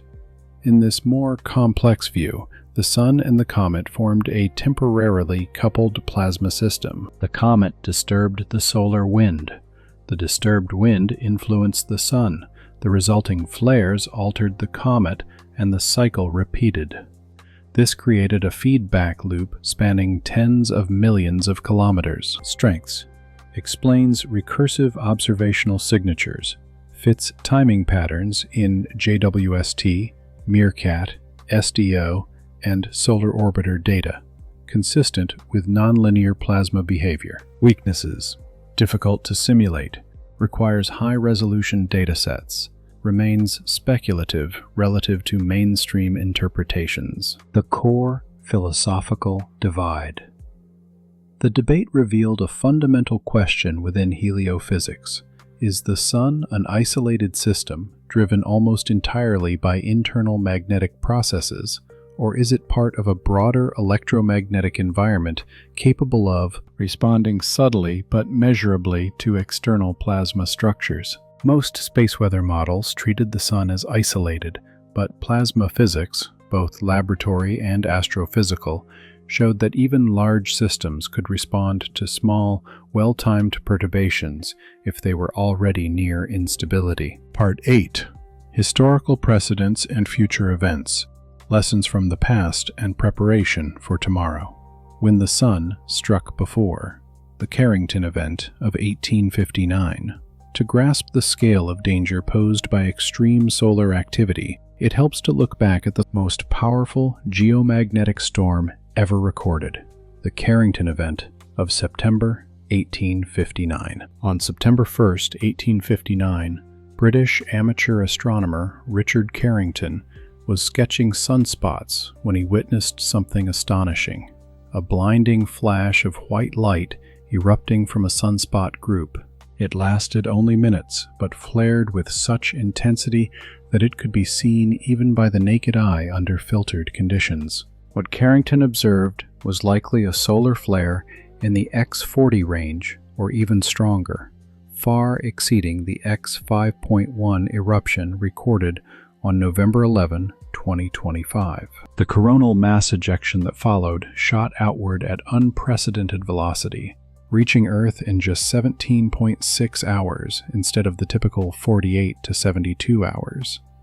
When the storm hit, the effects were breathtaking. Auroras shimmered as far south as Cuba and Hawaii. Geomagnetically induced currents raced through the telegraph network, the only long-distance electrical grid of the time, so intensely that operators reported sparks flying from equipment, papers igniting, and shocks delivered through metal keys. Some telegraph lines continued operating even after their batteries were disconnected, powered solely by electricity drawn from the storm itself.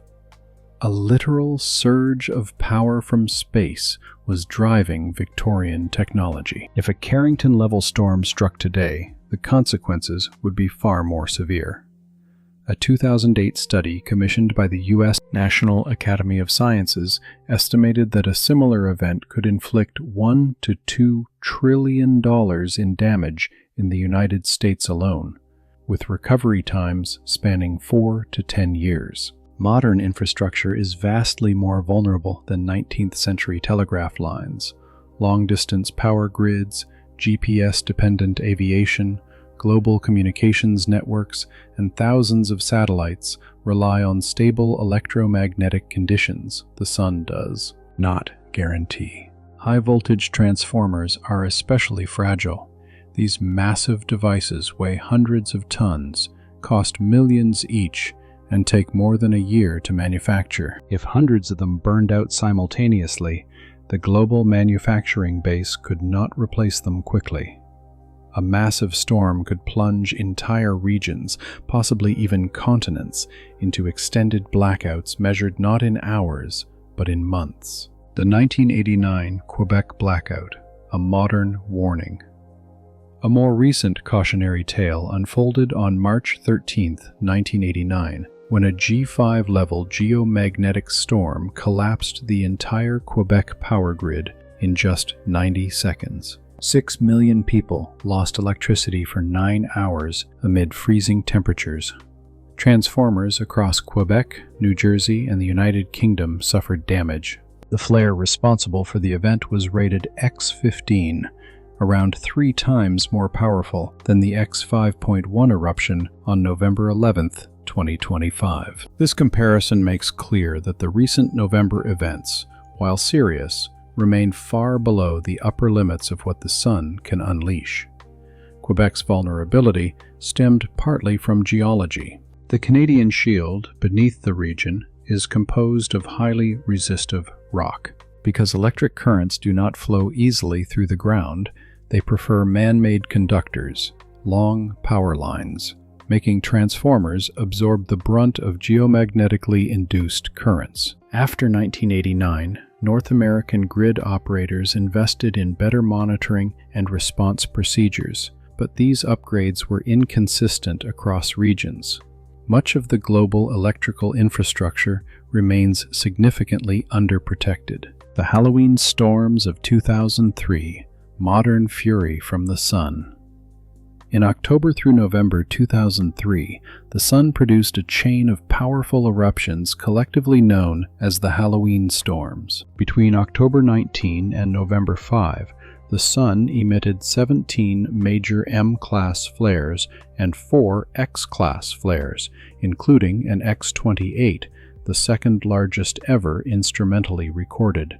Later estimates suggested some emissions may have peaked even higher. The impacts were widespread. Over half of NASA's spacecraft experienced anomalies.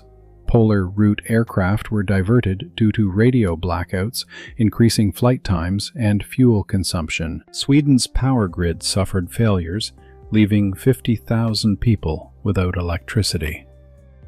Astronauts on the International Space Station retreated to better shielded modules as radiation levels spiked. Importantly, several of these massive flares were directed away from Earth. Had they been Earth-facing, the consequences would have been far more severe. The Halloween storms served as a reminder that the sun's true potential often misses us by chance. The near miss of July 2012, the storm that almost was.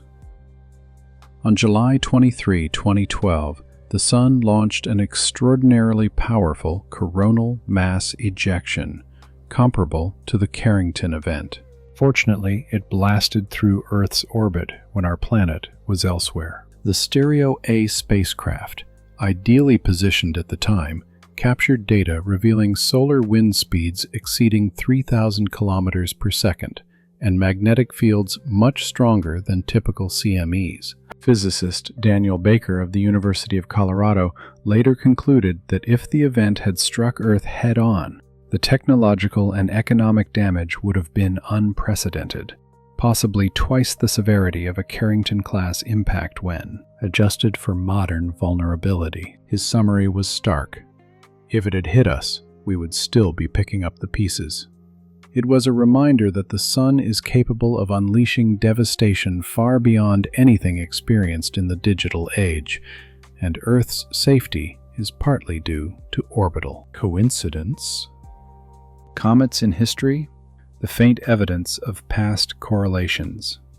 The idea that comets might influence solar activity is not entirely new. Historically, anecdotal accounts and fringe research have hinted at potential connections, though none have achieved mainstream acceptance. One frequently mentioned case is the Great Comet of 1811, c. 1811 F1, visible for months and coinciding with prolific auroral displays recorded across mid-latitudes. But 1811 was near the peak of solar cycle 6, making heightened solar activity expected regardless of the comet's presence.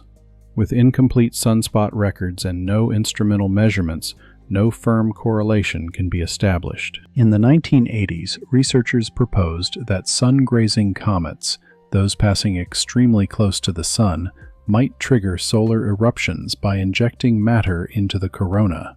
This idea briefly gained traction, but systematic SOHO and stereo observations in the following decades found no evidence linking thousands of observed sun grazers to solar flares. However, these sun grazers were tiny, often only tens of meters wide, and passed extremely close to the Sun in mere hours. Atlas, by contrast, was kilometers across and lingered in the inner solar system for weeks, interacting with the heliospheric environment in a very different regime. Preparing for the future. What comes next? Solar cycle 25 continues climbing toward its maximum. Forecasts suggest peak activity between late 2025 and mid-2026. This means more X-class flares, more geomagnetic storms, and more stress on global infrastructure over the next 12 to 18 months. Meanwhile, the population of interstellar objects appears larger than once believed. Before 2017, not a single interstellar visitor had been identified. Now we have 3: Oumuamua, 2017, Borisov, 2019, and 3I Atlas, 2025. If detection rates reflect actual occurrence and not merely improved technology, we might expect one interstellar object every 2 to 3 years. Some will be comets. Some will pass close to the Sun. If the hypothesis that 3I Atlas influenced solar activity holds even partly true, then each new interstellar comet becomes a natural experiment. We can form predictions. If another interstellar comet approaches the Sun during a period of magnetic stress, flare rates should rise. The timing of flare intensity should track the comet's distance. Solar wind perturbations should correlate with the comet's plasma output. These predictions are testable. If future interstellar comets fail to show any correlation, the hypothesis collapses. If patterns repeat, the case strengthens dramatically. The Vera C. Rubin Observatory, a new era of discovery.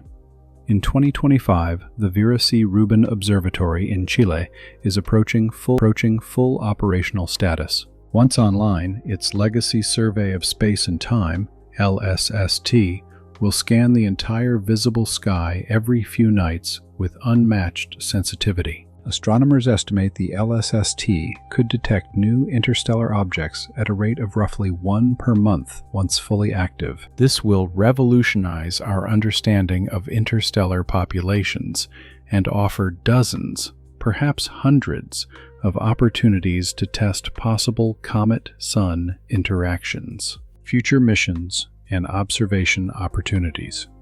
Several upcoming or proposed space missions could shed critical light on comet-sun dynamics. Interstellar Probe, NASA, planned for the early 2030s, would travel far beyond the heliosphere. If it encounters an interstellar body, it could sample its plasma, chemistry, and magnetic properties directly.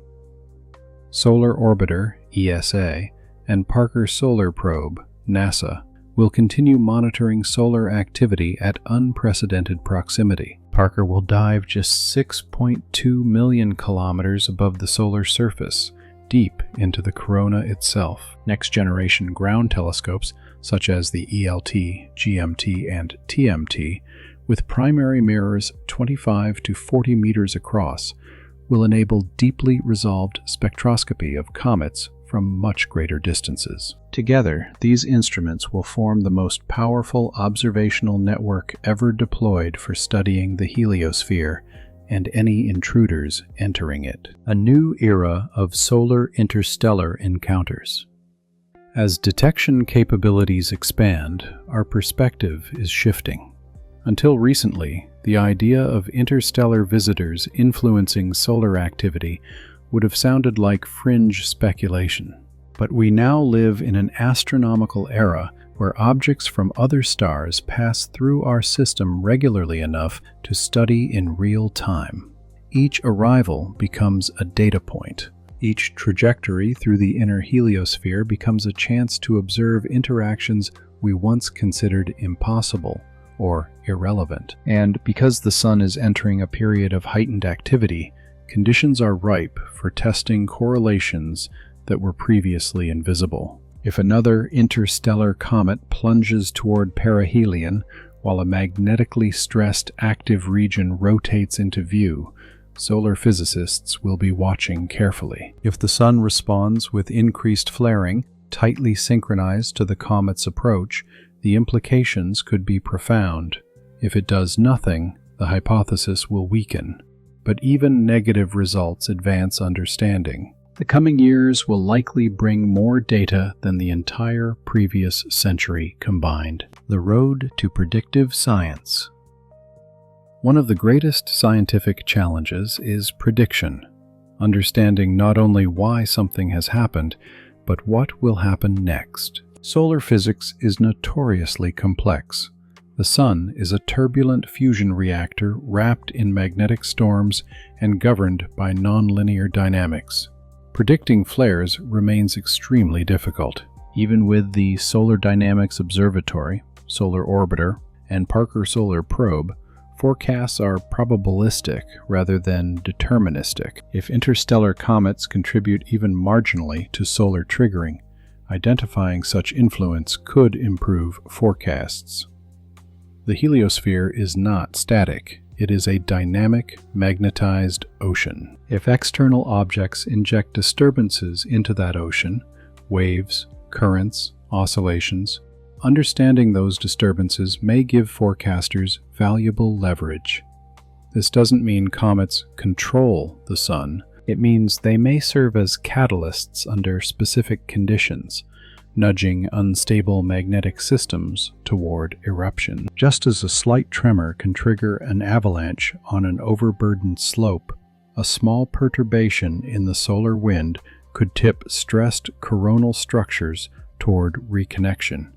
If so, tracking interstellar comets becomes part of space weather awareness. How governments and agencies are responding after the November 2025 storm sequence. Several space weather agencies issued internal reviews, not because the comet hypothesis is accepted, but because the infrastructure impacts were serious enough that any potential contributing factor warrants consideration. The NOAA Space Weather Prediction Center expanded its monitoring of non-solar sources of heliospheric disturbance. The European Space Agency added comet-solar coupling to its list of low-probability research topics for solar orbiter data. NASA's Heliophysics Division quietly commissioned a modeling study to evaluate whether plasma waves produced by a comet could propagate inward toward the corona under realistic conditions. Japan's JAXA included interstellar objects in its space weather hazard assessments for the first time. None of these actions confirm the hypothesis, but they show that institutions are no longer dismissing the possibility outright. In science, the boundary between speculation and research is crossed the moment major agencies decide the question is worth funding, preparing civilizations for solar extremes. Regardless of whether interstellar comets influence the Sun, humanity must prepare for extreme solar storms. The Sun has unleashed Carrington-scale events before, and it will do so again. The question is timing. Several protective measures are gaining renewed attention: hardening power grids, installing GIC blocking devices, upgrading transformers, and redesigning grounding networks to reduce vulnerability. Improving satellite shielding, particularly for high-value geostationary assets relied upon by global communications and meteorology. Developing backup navigation systems, including enhanced ground-based radio navigation to reduce dependence on GPS during ionospheric storms. Enhancing aviation procedures, ensuring flights crossing polar regions have robust alternatives during radio blackouts. Creating international solar storm protocols, allowing coordinated grid adjustments, satellite maneuvers, and communication contingencies. These steps are expensive, but the cost of ignoring them could be catastrophic. Interstellar objects as natural probes. In one respect, interstellar objects offer an unexpected scientific gift. They act as natural probes of heliophysical conditions. As they traverse the solar wind, their ion tails, plasma structures, and magnetic signatures reveal information about the environment around them. They are test particles drifting through a vast magnetized ocean, mapping turbulence, field gradients, and wave propagation as they pass. iAtlas may have provided more data than anyone anticipated, not only about itself, but about how the solar wind behaves when confronted with a volatile, plasma-rich body of alien origin.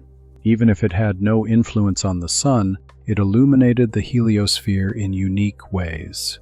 And if it did have an influence, however subtle, that makes its passage even more scientifically valuable. Looking toward the coming decade, the late 2020s and early 2030s will be decisive.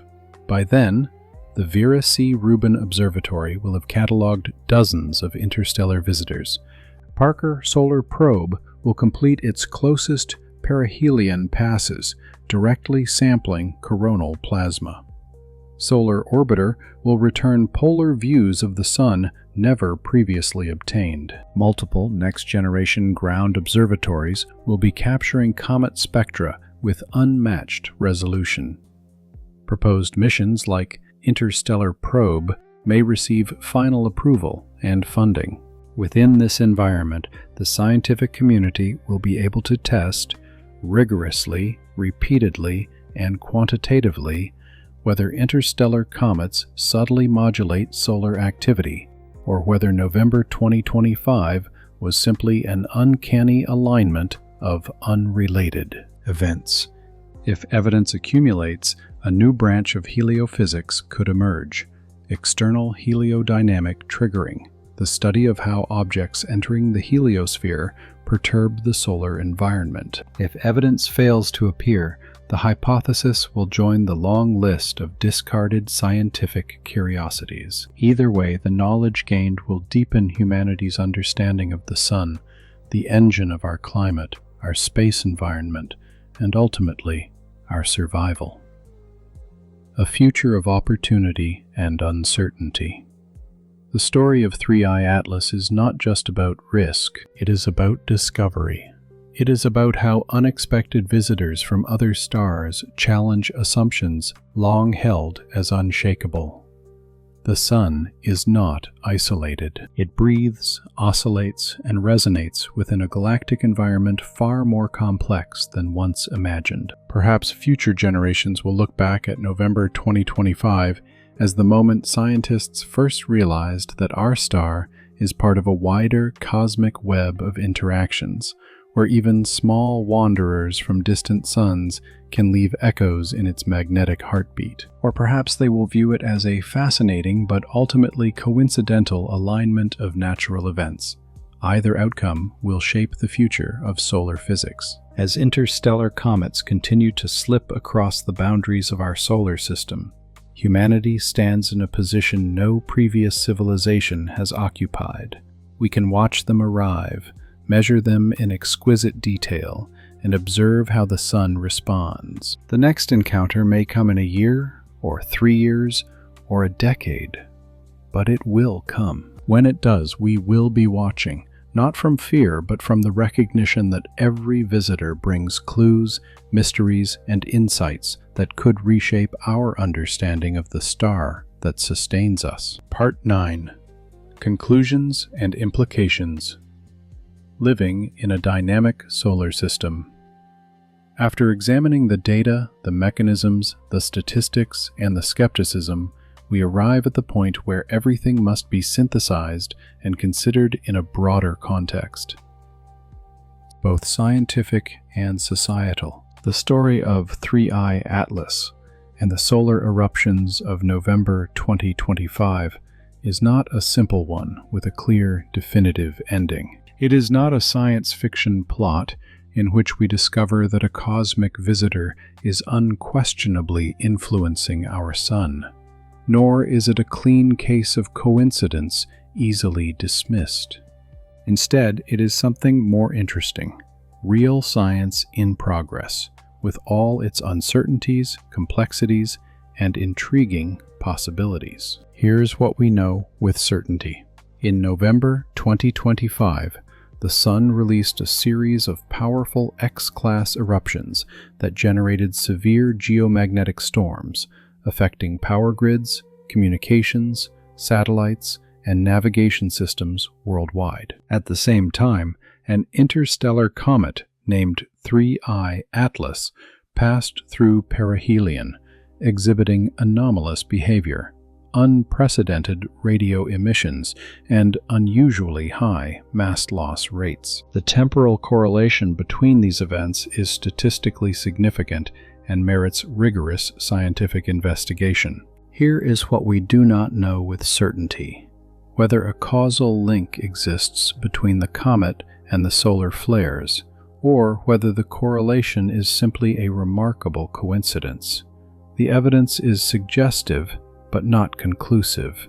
We have temporal correlations, observational anomalies, and physically plausible mechanisms, but no definitive proof of causation. The importance of scientific uncertainty.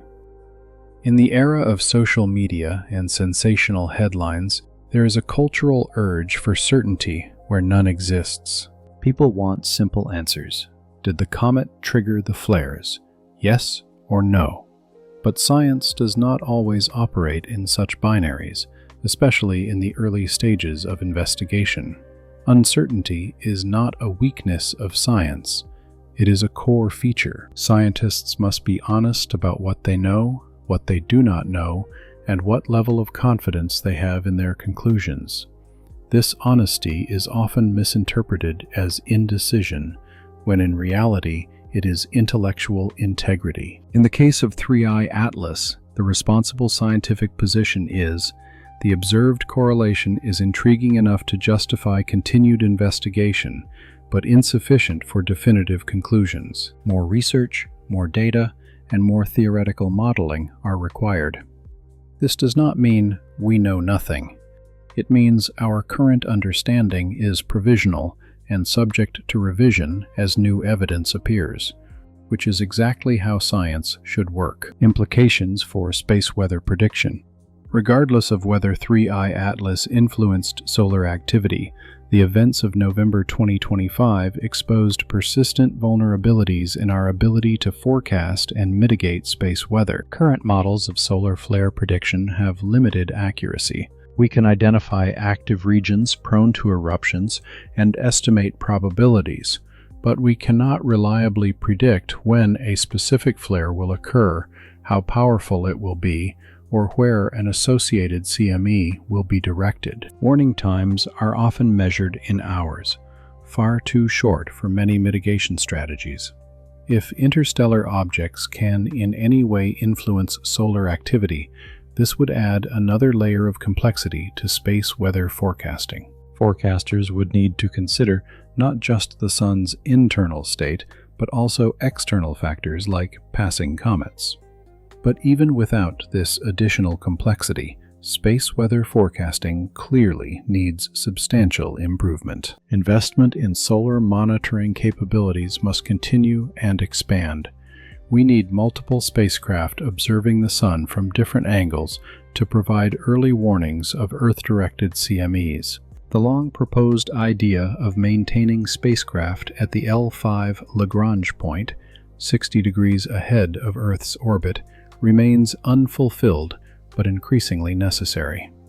Solar atmosphere modeling and solar wind propagation simulations must also advance. Faster supercomputers and improved algorithms are enabling more realistic simulations, but we remain far from predicting the Sun's behavior with anything approaching meteorological precision. Strengthening critical infrastructure.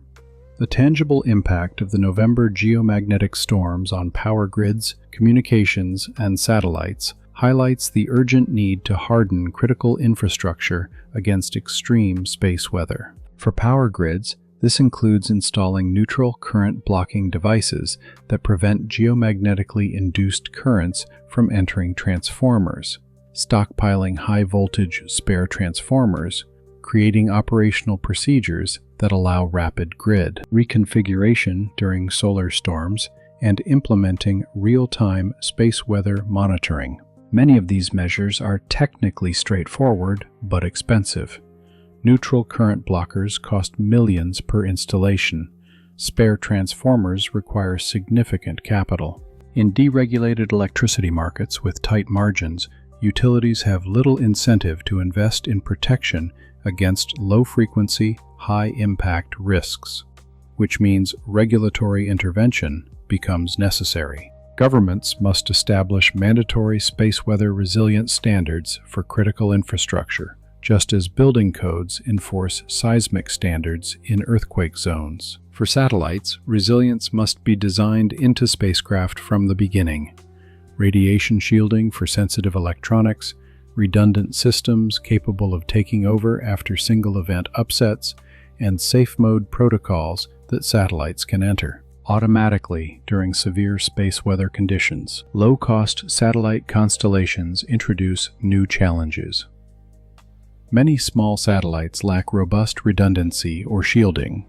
Their sheer numbers increase the probability of failures cascading into operational disruptions. The role of international cooperation. Space weather is inherently global.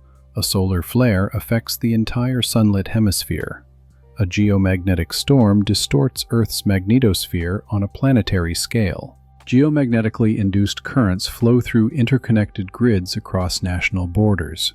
Thus, any response to space weather must be international. The International Space Environment Service, ISES, coordinates forecasting agencies worldwide. The International Living with a Star, ILWS, program promotes collaborative research. The World Meteorological Organization, WMO, has begun integrating space weather services with traditional forecasting, yet stronger coordination is still needed. Data sharing is sometimes hindered by national security restrictions. Standardized warning systems are not universally adopted, risking confusion during emergencies. A dedicated international treaty on space weather, analogous to the Paris Agreement on Climate or the Outer Space Treaty, could establish a stronger framework for cooperation, data exchange, and coordinated emergency response. The frontier of interstellar object science, 3I Atlas, was only the third confirmed interstellar object ever detected. Each one has been radically different. Oumuamua, with its strange shape and non-gravitational acceleration. 2I Borisov, as a comparatively normal comet from another star system. And now, 3I Atlas, with unprecedented radio emissions and a possible link to solar activity. These three objects offer only a tiny glimpse of the diversity of bodies traveling between the stars. Theoretical estimates suggest that thousands of interstellar objects occupy the inner solar system at any given time, but most are too small or faint to detect with current instruments. As detection capabilities improve, especially once the Vera C. Rubin Observatory becomes fully operational, interstellar objects will be discovered routinely. This will open an entirely new discipline, interstellar astronomy, the study of solid bodies formed in other stellar systems. Each interstellar object is a messenger from elsewhere. Its chemistry reveals the chemistry of its parent system.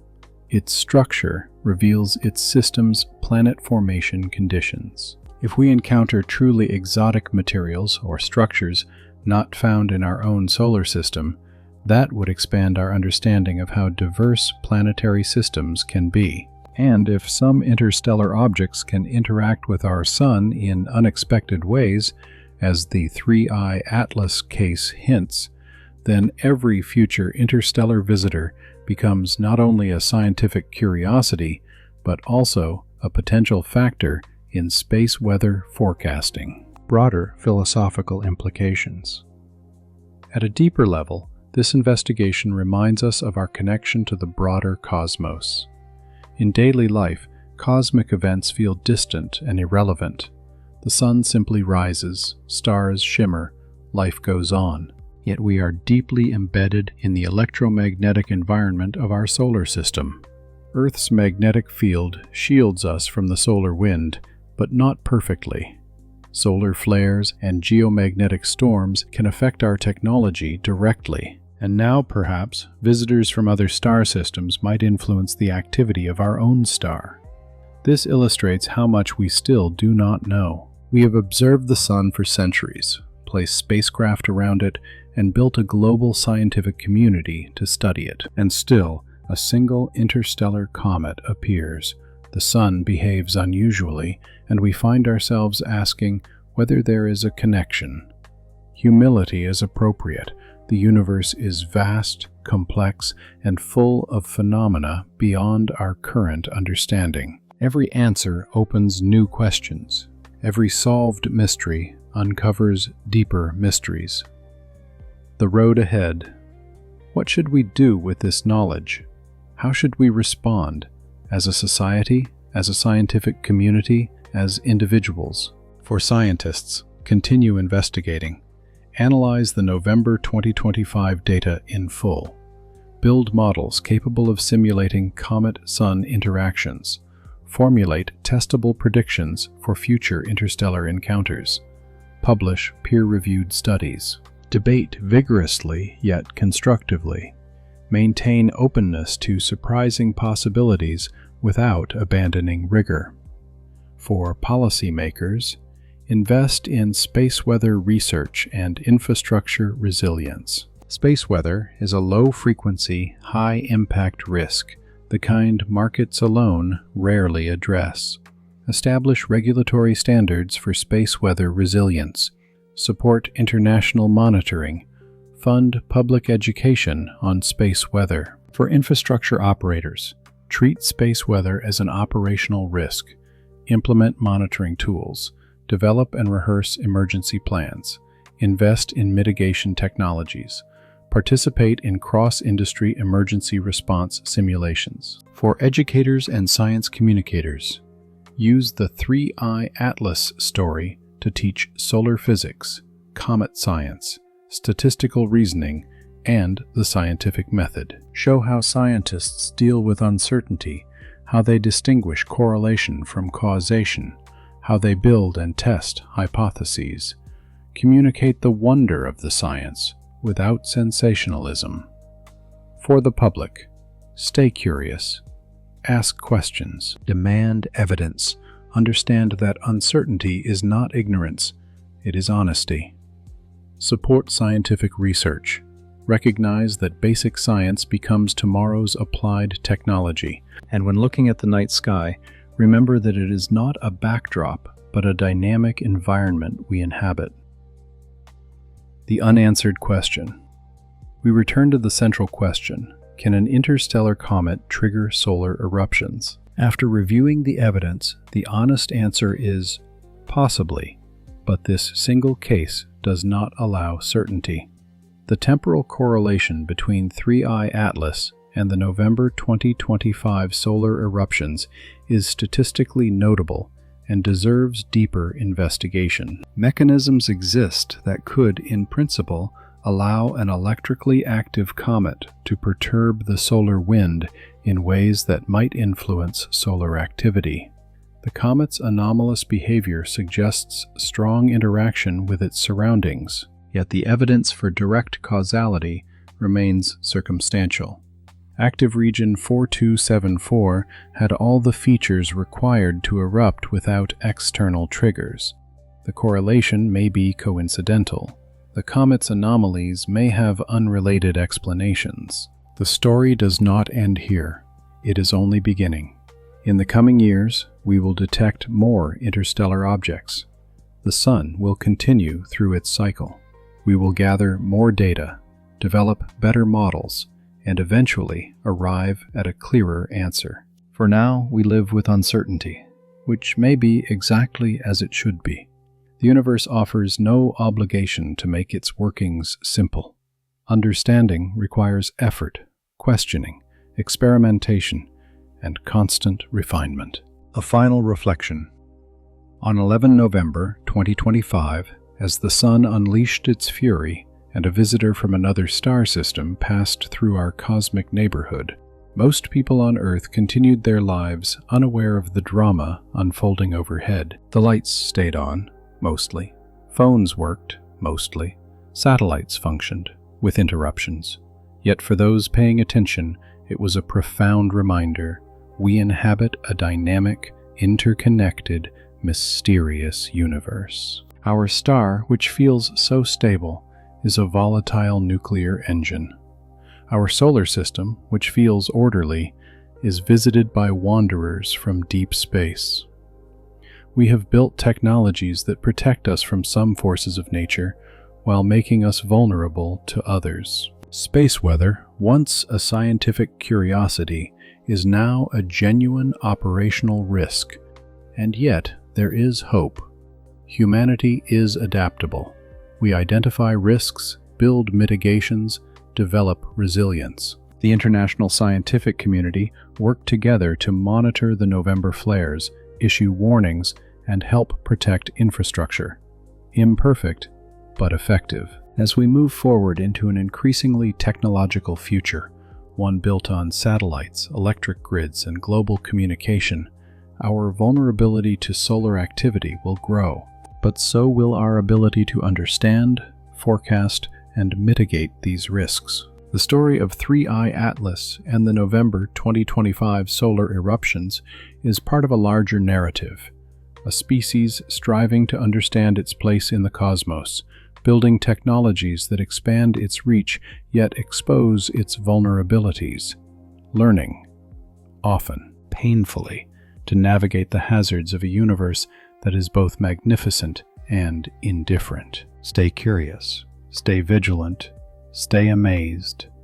The cosmos holds more surprises, and our journey to understand them is only beginning.